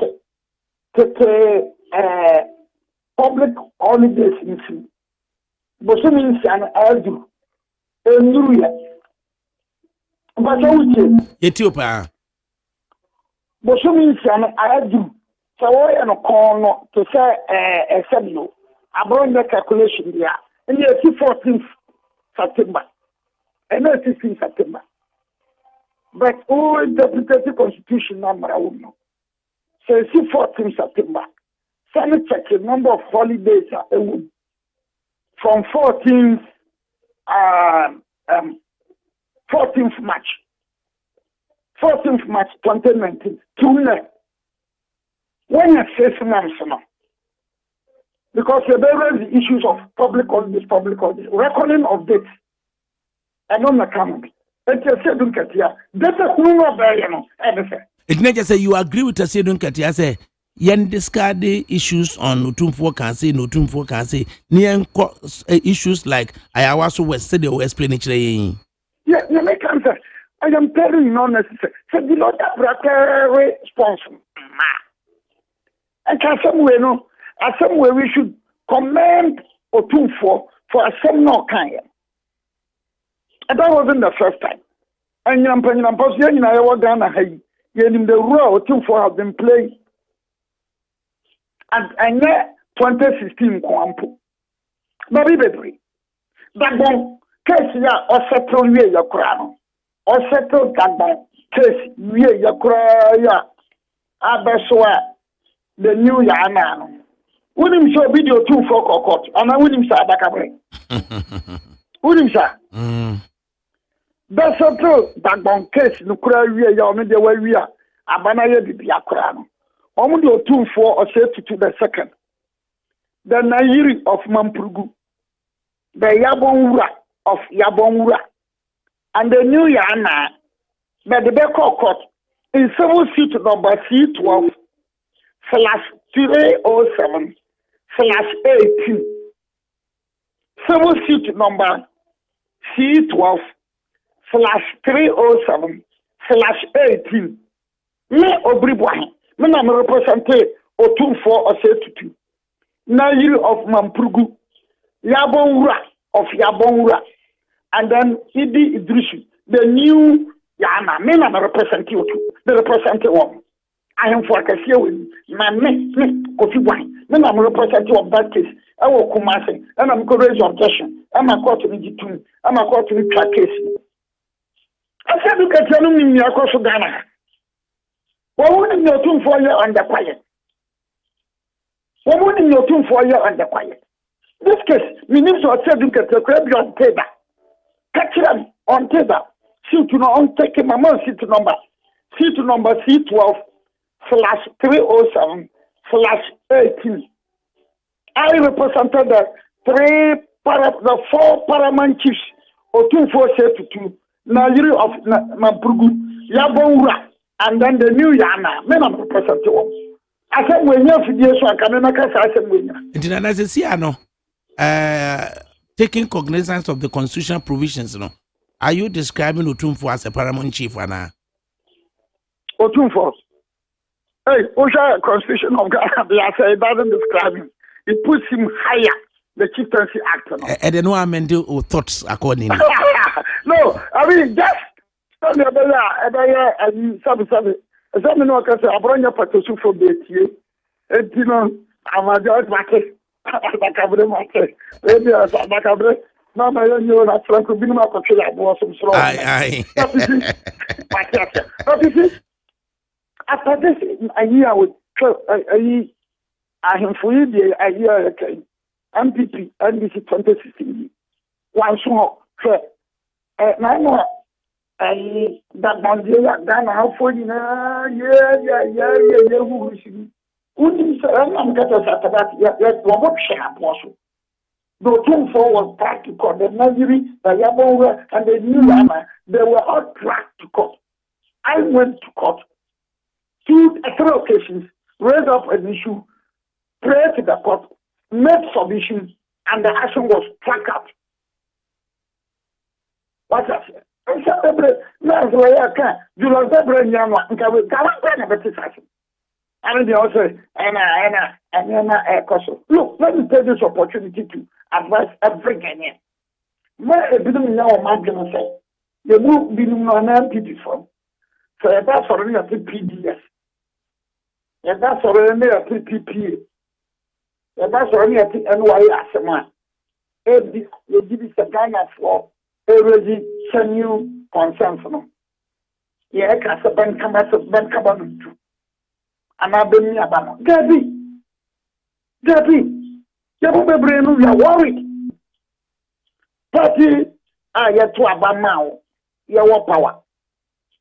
Oh, electricity company of Ghana.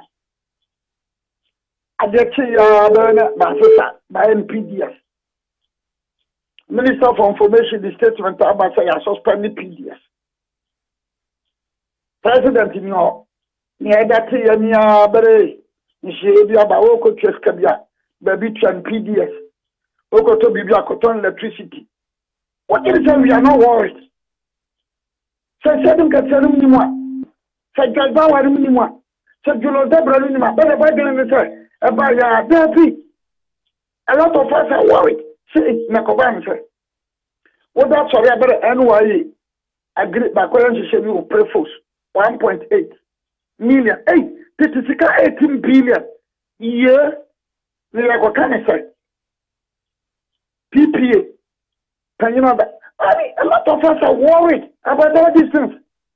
Maybe it's a tiny bank members of the So one or two MPP communicators will be entitled to the views. No, I couldn't don't draw that conclusion. So MPP phone in a bad fire. But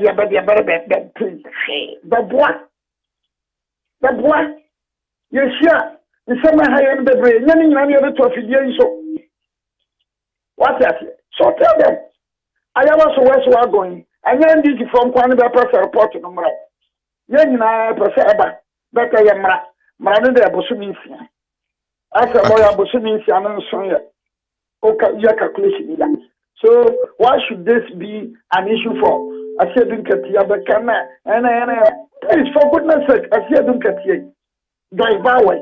You lost that right. And I'm on Kwana, more Gana Ghana, and I are going to I am the okay, Nana, me and fancy, I say, the better was a papa.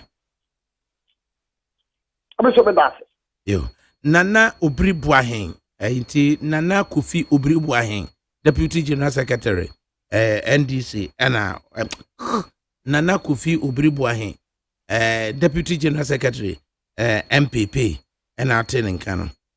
And there was this Facebook question.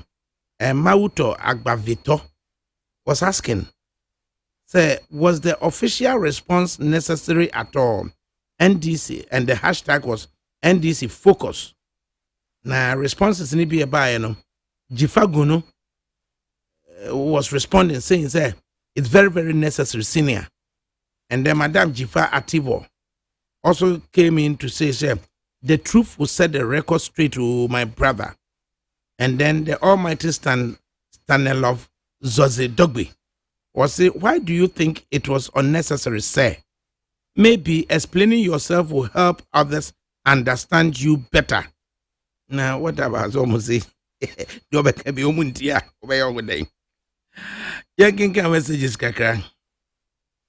Also, a careful listen to the speech of the eminent Utumfua Santehine.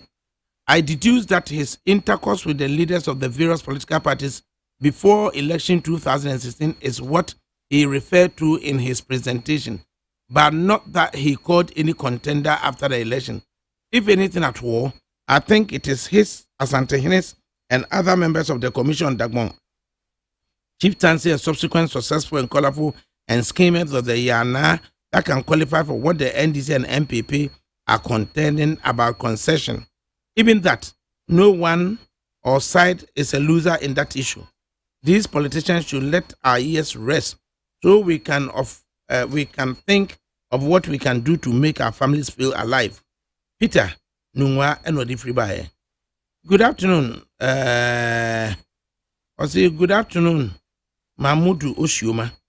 Nanado must be happy when Sami Jemfi and his NDC calls him a clearing agent, because he has cleared some of the messes they left, like Dumso, bad economy, bad rules, great loot and share projects, and or Cheneba, Bami Brakwa, Akura, Taifa, or the Ebaye.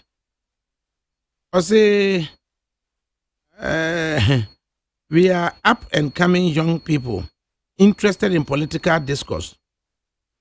Nana Obribwahin is too abrasive, too insensitive, too opposing views.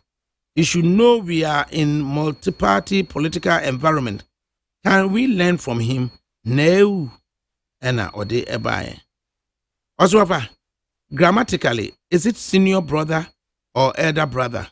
If the answer is elder brother, kindly correct Nana Obribwahin for using senior brother when I see it in Ketia. Gwala Koku and Ekasei. Also, so in 2012, there were candidates, the candidates were not pursued. What was the leader of the party, hence its beneficiary, if they had won? And or the ultimate responsibility that shows who a great leader is. A great leader sometimes disobey the views and opinion of majority, and or the Abba. I say, good afternoon, Alakabre. It seems the NDC is not smart enough to take advantage of the Otumfuo speech to back Kennedy Japan's claim that MPP did not win the election and he knew what they did to capture the power. Fedila and Odebaye. Amponsa Choco Prof was a good day of her. There's no way former President Mahama would deny what Otumfuo said.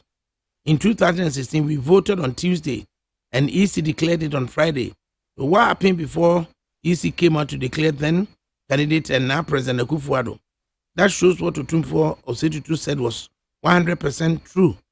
NDC leaders should come and apologize to Otumfuo and Ghanaians. We are tired and sick of their attitude. And Odebaye. Ose Alakabre Otumfuo has said it all. Keep the good works. Johnny Gill. And Odebaye. Ose hello, Mr. Alakabre. Honorable Sedin Katia has talked more on your program. But we thank Nana Otumfuo to solving everything for Ghanaians because it is true that they have planned for that from Danso Causeway down. And Odebaye.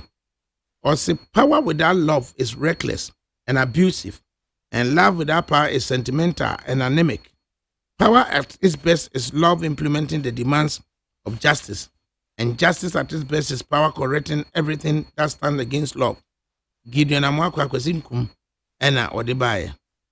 Mr. Alakabre, General Mosquito has spoken wisely and intelligently. God bless him and Ghana. Mr. Alakabre, Ghanaians are not here for attack, but for improvements and development. The way NDC didn't perform well and Ghanaians voted them out is the same when MPP didn't perform well, Ghanaians will vote them out. God bless Ghana. King Alasti, Anna, or the way by.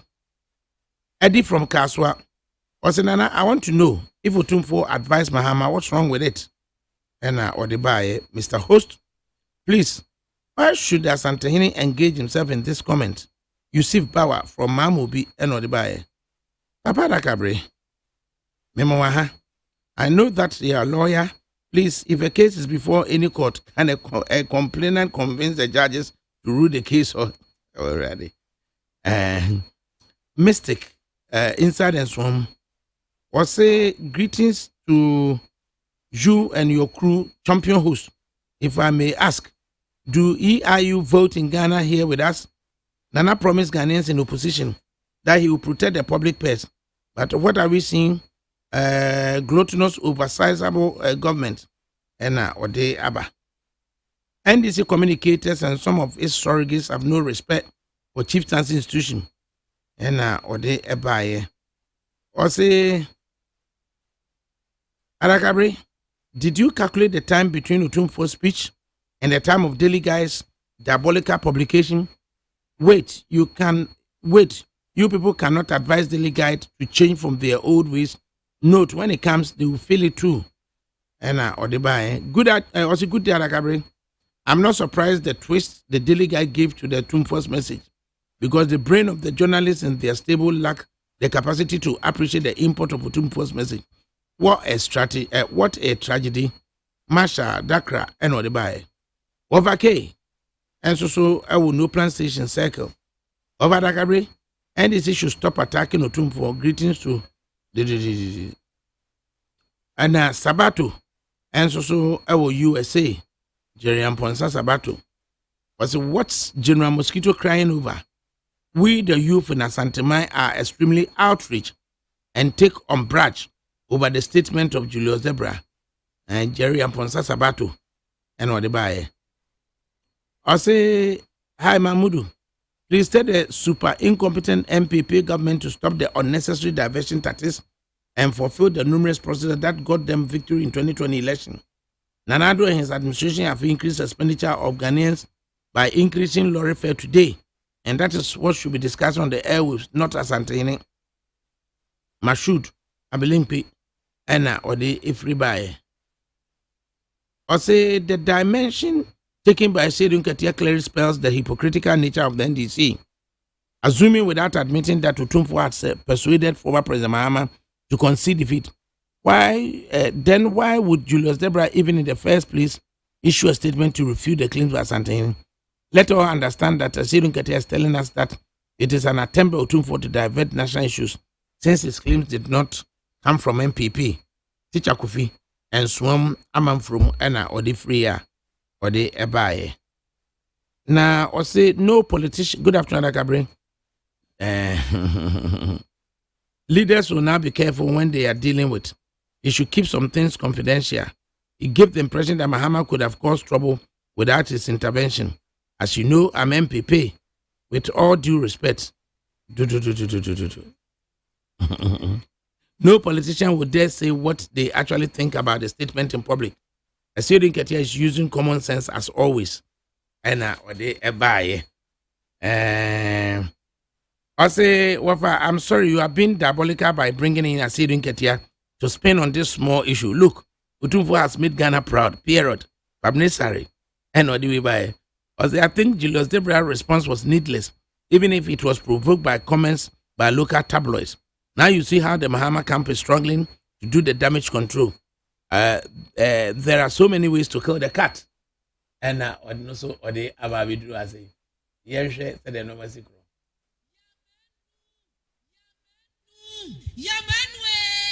Ejaba boni di adwa ma wubi eti ya menu afa hin na mahie fufuo ti ase dada minya wofo yi papa so ba fie ni enwe fufuo ya asam aba na so oben wadi fufuo di mpreni ne mpresa da ko beye de ni ehwe fufuo a akode wonwane adwa mo adwuma se me ni fie adwuma di mini fufuo kakra ba o medie no ene wato metwa mada pasa aso wo kan na matire nyira wati ate na make am meboa eba do di common the sense ya de obra to otwa fufuo ai wo drum pam na wo ma siu na wo timu aba na wo sadade na wo timfra akode ne nyina tuatwa make say ya need food sadaroma wo bia mani ye pa ya wa ya mbode fufuo ne mankan fufuo a wine powder wo de gu da kama ya ye fra no need fufuo eni anu bi na masori ba antilizi kama me di ye yo sese bia ma me hwe bia need fufuo eye kama say bode fufuo ne mankan fufuo papa bi na wo ka say twan eposim na ede na me so kan so ento simanu pe no wa wie wo hie wo kwa papa bi aguso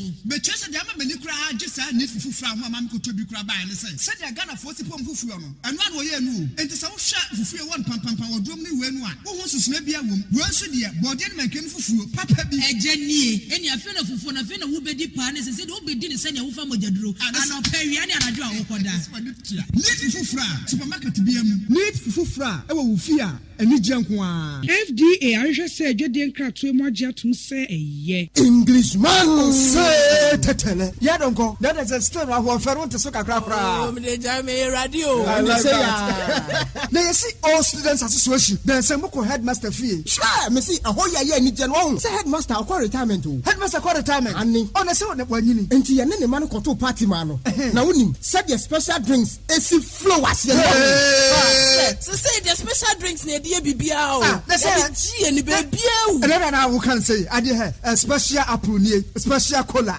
special orange special ginger obi bola dum ububo special range of products ana ma drum kon na say yebenya bia no he die we be se fridge na say we special ice company die nim na bia yenso ka na ahwere nim anajo mo enti the soft drinks ni nyina ye so refreshing tetele nso ko pedudro kofie ne de bia na obesra no mo wosra no na say okra de okuta pick up we buy for supermarket na kolodi unim fresh special ice company quantity of bia obenya 0233 009041 and then 0302 772 807 special drinks natural taste of goodness Nkratoe Food and Drugs Authority agiatum Krachi efiura me ba wono yire ho enaso biem efia ambutie bosome me ma mutua rent sei efiura 40 Ghana cedis efia de kro mo batua 80 Ghana cedis sanise mabusa bi efiura metia bitimi betete mo mpoma mu ho ehu de ekoso nyina na this way chocolate drink dada abai some no ma etwa no mo ani da ban na wo kra wo ba titu wotumi aka sa bi efiura fa wo so hyebra eme ye ntwa bi kwa ma no da Ejefiera said you would dribble. Efiera fed you would to your knee. Efiera fed you would say, this way chocolate drink for fufu you swa a good jomi. Yet tenants of 1 year I could have a team on Monday. If you were wood to any or wood to any, ya brown a day. Now this way chocolate drink, no sugar and nunda, sugar womb, and then once one was here. And you hear any social. Now I'm a pebia, Monsieur Sugar Capum, the Bafamanimu, I shall say, Bia, Muba Freniati, this way, such at Bakumpo, a good more chatty, maybe that. If you're a sadia, yet, sir, yet, this way chocolate drink, a Busso supermarket, or can see John filling stations, and the shops, and no mountain to Yamati, and the Shania San Coto, and a chatty mountain. Hey, if you're a baby, Fufu Valanda Swa, would you wait? Yes, I am, woman out the Kutukum. You got this way chocolate drink and so swa. If you were in your debut, sir, we shall see. FDA, I just said, you didn't crack to more jet to say a ye. Yamanu, Ejaba Bonidi Aduama Wubi, Eti Yamenu for him, a machine for 40 years said that the Mina of Foy, the person Baffian near for ya, as someone, no so obey, were different for a did in Prenin Presada could buy a dinner for after their one yanny. Aduma, send me if you're married dimini, to frag a crab or medium, and what to make Chamada pass, as well can material. What's it? What I trans make him meboa. About the only common, the Sassia, the Obra to Fufu, one drum pam. Now, woman sue, now Timwaba, now was sad idea, now Tim Fraco, then in a church. Make us say, need food at aroma. What be a many pa, Yawayam body for food and make wine powder. Whatever that come, friend, need Fufra. And you've been a master until is it come a media, Mammy. Oh, Abia, need Fufla, and yet come, say, what dear Fufu and careful for Papa B. Now, what can I say, Chai? A post sim, and I'm so concerned too. Simon Benway, what she won't cry Papa B. But just a damn many cry, just I need Fufra, Mamma could be cry by and say, said I got a 40 pound Fufu, and one way you, and the sound shot for free 1 pump or drum me when one. Who wants to snap your womb? Once a dear, body and make Fufu, Papa B. A Jenny, and your friend of Fufu, and a friend who be deep partners and said, oh, be dinner, send your family, Drew, and I'll pay you and I draw for that. Need Fufra, supermarket to be need Fufra, I will fear, and need junk one. FDA, I just said, you didn't crack to more jet to say a ye. The 9th Duffield RTP Awards. Who will be the radio and television personality of the year? Which television or radio program will climb to the top? The 9th Duffield RTP Awards comes up at the International Conference Center Saturday, the 12th of October 2019. Grab a regular ticket for 100 Ghana cedis and a 150 Ghana cedis for VIP at Airport Shell, Silverbed Accra Mall, Kuala, Bachona Total, and Peace FM. The 9th Duffield RTP Awards is sponsored by Duffield Roofing Systems. When you think roofing, think Duffield. Yas Sanitary Pad, Agricult Ghana Limited, Fertilizer and more, Unity Oil, Castrol Engine Oil, Special Drinks, Perfect World Limited, Sumisura by Abdul, a step ahead in tailoring, Officer Uye Guy, Bright Media, and Neat FM. For Neat FM to win more awards, vote for us now. For Despite Media Group to win Media Group of the Year award, dial *447 *111# and select RTP Despite Media Group to vote, or you can log on to rtpawardsadfrica.com and select RTP Despite Media Group to vote. Catch it. If you're right, maybe I know you and that's would be if you have Mutia, Bosumi, Mamma to rent to say. If you're right, for the Ghana city, if you don't come over to 8 Ghana cities. Hey, son is Mabu said, if you're Ramatia, between Betty Mumpumo, and with the Equasuan. Now, this way to credit the Dada Abbey. Someone my Elchan when you that bay and I will cry about it too. What to make us say be a few of our Shebra, and me and Chubby Kramanoda. A Jeffia said you would dribble. If you're afraid you would to your niche, if you're afraid you would say, this way chocolate drink for Fufu you swa a good jomi. Yet tenants of 1 year I could have a team on Monday. If you're a wood to any or wood to any, ya brown a day. Now this was a good drink, no sugar and nunda, sugar womb, and then once one was here. And you hear any social. Now I know Pebia Michelle Sugar Cap from the Bafamanimu, I shall say, Bia, Muba Freniati this switch, Sasha Bakumpo, a good more chatty amano. Maybe that. If you're a sadia, yet, sir, yet this way chocolate drink, a Busso supermarket, or can see John filling stations, and the shops, and no mountain to Yamati, and she yes, I'm caught up and team on them. Hey, if you're a baby, Fufu Valanda Swa, would you wait? Yes, I am, woman out the Kutukum. You got this way chocolate drink and so swa. If you were in your debut, sir, we shall see. FDA, I just said you didn't crack to more jet to say a ye. Nit 100.9 FM. So Sabri we say yembe phone line on and some kakra.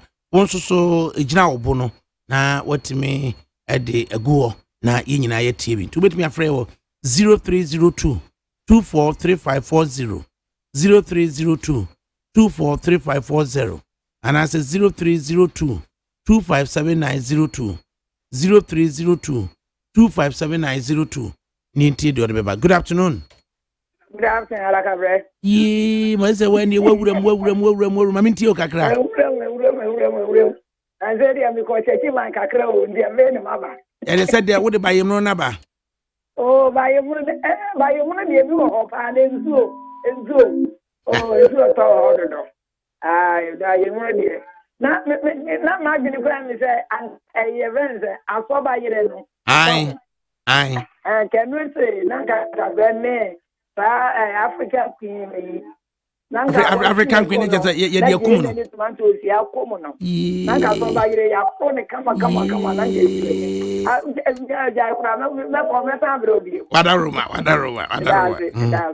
Yo, I know by the best year, for Yame and come on. Rakabra, Yame, on your case here. Nan Yanko Fontin and so, Nan Yansa was Yamawa, it is a beside. That's why I'm not a service. Now, the American Amagana for Yasia and say, and this is for Mommy Bra Ebawo. So on Yanko Pond here, look in the so Yanko Pond can say, for very young, I'm what it can someone ends and fata. Who near me here, baby? Now, our brother won't want it here, and free Nipa, every Yamaho, and a hand time, and a Humaswa, a man the book at less of what they will. So I can say, be now, you won't win that. I want this and kick. But don't for the work to say. Don't for can say, as for a kaya, or power my gun a year, DNC, and a money free. Now, fair another percha, and in any Muguasie, and in the casa since it's a papa penny more, to 2 room. Now, we can cancel what chat or then of what your policies, and yet, a young Muguasia. One was a say, Sabita Friday, and yet done of what it can one. One was some year. Amen, number and get a year, as a maternity set, and then I will because Ghana 40 where we are when you send the canon. One would die, one and then one maternity set, and yet no one some year can. Yes, person won't make some. I'm not talking Ghana for myself. Ghana for say, one 18 years to a best year one. It's a quiet one fossil, a bay a Ghana for, at what amount, I find so, and a woman for. Now, one yard up a channel, a Ghana for your brew. Adakabre, Yamishra, Medase. Yamishra won so 0302 257902. Good afternoon. Good afternoon, of Adakabre, but I want to say. And ask your frost saying. Of Adakabre, but I offer say, no correct after. Mean to way. Mauda. Mawuda pa. Mamicha or Namicha. The Mamina Nampim, Namicha, Michema Steve no Fusu Ejare. Of Adakabre, or 2 for any chief of staff and Semui. May I am in one be bree. 10 year, a binimo at NDC 4, a brofwasi, T2 MPP 4, any and central for the AP. Minim so mo suku amokoyeno NDC bro for omochron omonti say different and MPP so bro for omochron omonti say different I don't know. I don't think say for staff ebedi nana otu for attempt the pirata. No one need to attempt the pirata. Na MPP for equalization pepe say na ya bro pepe. Na obi ti say ewura Jombodu ni koto ja okopu was anti hini animono enu nti no pese ye nwa ya bro pepe dia I don't think say enu ebetimi agina de pirata na nye we bi an ye petie ene lor fair ya tomo a passenger for any driver for e kontokwa yenyanum ya maamenum a o ma stranded awo Independence Square ene abofra kitikiti ahwere ne nkwa awo Independence Square no we bi ne ye pese mo hu na mo huru ekwanya e befa so asovo no. And you near Bemu 15 years, I was saying one comfort because you did not go to Babia. One to me and Kosukunti, what was saying one comfort. When you should be a person and central for any MPP for Munka, and tell the Nako for no one way your best over that double free SHSR. What get traffic light, you know, and know what to a or you know what to do in Chow Chow. Nentuma, no what take a mono patch out the man and a kufodo. So, one yenya butre, Nana kufodo, be ya apayama. When in some K 0302 243540. Good afternoon. Good afternoon, Papa Gabriel. Yeah, electrician room. Papa Nedika, I'm chair with you for Naminko, Unkataman Sonamiche, Max, Oko, and I'm a Mequifi, Mijidi said, Delegate Winchin and Muyam, one time them in pay. Papa Gabriel, I Osha, Asema, Ebagana Haya Case, 2 for Nano, Okana, Nano Mekase, or Kachi, na a couple of new week can you know Samasi. A good idea said the same okay in Anonka and Yesenka, service every union Monday for Yeba Kawas in Trebin. In a G2 say from 2012 before Eba Kotwa background. The media from it say, Mampaini Mama, only your papa, Nanakufa, that I know a candidate, or Mokushia or 24. Omuria, Catch Ghana for say, your papa and Nana or 2 for catch say, but we are bound to be an Omunjin 2015, 2016, so the same thing. Thanks to the media, ya, and a summer catch Ghana for say, Omaku, ya papa, yanana. Na, Osaka Tromo say, but we are bound to be an engine too. It is Okojira baby, no cardia, and if we me yabwa or maya. Kamijini say, we are born to say, you can't tell us, and you know, cray, and you know, cray, and you know, cray. In TMBisa said, answer no kind of media for Mokana, and the media for the Senya Sana Papanakaya, I don't know, do want to say, Omokama Tuesday, Tano Kokaya. You best send this for na Mambuna Yibunu, the Papa Nier, Adiabaqua, Mestre, a teacher for Kasiaka Shogana, and I say, to education, the majority of Mompanica or Togana for doing here to Abamomo. But in Shisha, not to say, yeah, passing the Paduco school to near double track. In the air, really say, pet, Tadian in tea, say, Obi. Anya school no man akotoni mawie no san be ka kire dipa no se on twen san no nkofie dia kwese obi fi Accra akoke kus atu 100 Ghana ne niama no wa koka kire dipa no se o san nko recha waba but dipa no be be listen wo papa ta kare hwe no kra pa se mi sem de bia me ka se ya de bia ye ko 24 hours no aye hu 10 cd no ye po ye si ebre ne bi so bia se bi on ko sa adwuma ne bi ma ne yire ndikuru ne koba no wo ma be 0302 257902. Good afternoon. Afternoon. Over Yeah, Japan in your first sign. Unless you can free Mangola. What I mean to you? Wafa, into this is the thing that Dana for your margin. It's a Dana there. It's in Nigeria, sorry. Because we are imagining if we are this USCPO and none of that to Obama, in Tanka Zero Zebra, Mankem, Amama, Miliano, and Papa women in our but I say, to be an empire in Tibet, you need the Indian Ghana. Also, Ghana, the whole West Africa, no, Bata. See, but Ghana, yet you have to be a new. I think yellow and Ghana, Upia, diploma, or Bagana, in the sunny paper, in Canada. It's moving fine, I'm through up. It's the corporate school. Indian food, boom, corporate school, there's the Ambro man. Now, yet 2 months with you, oh, yeah, my, I'm not saying. I think we are not putting media number of people who say, I'm party, and finding to see me. You can come back. You 0302 243540. Good afternoon. Good afternoon, Alpha. What your first saying? Alpha, Safon, the media, the latter. Into your way. You. For my mentor, a year with my central MP, on our webinar. Alpha, that crop bias and take a question, they say to drop you the second than I say. 10 days. Mama, you who say, a year 2016. Tension a cost not 5 candidates a contest election in me about bonting. Abema Nana Danko for the congratulations.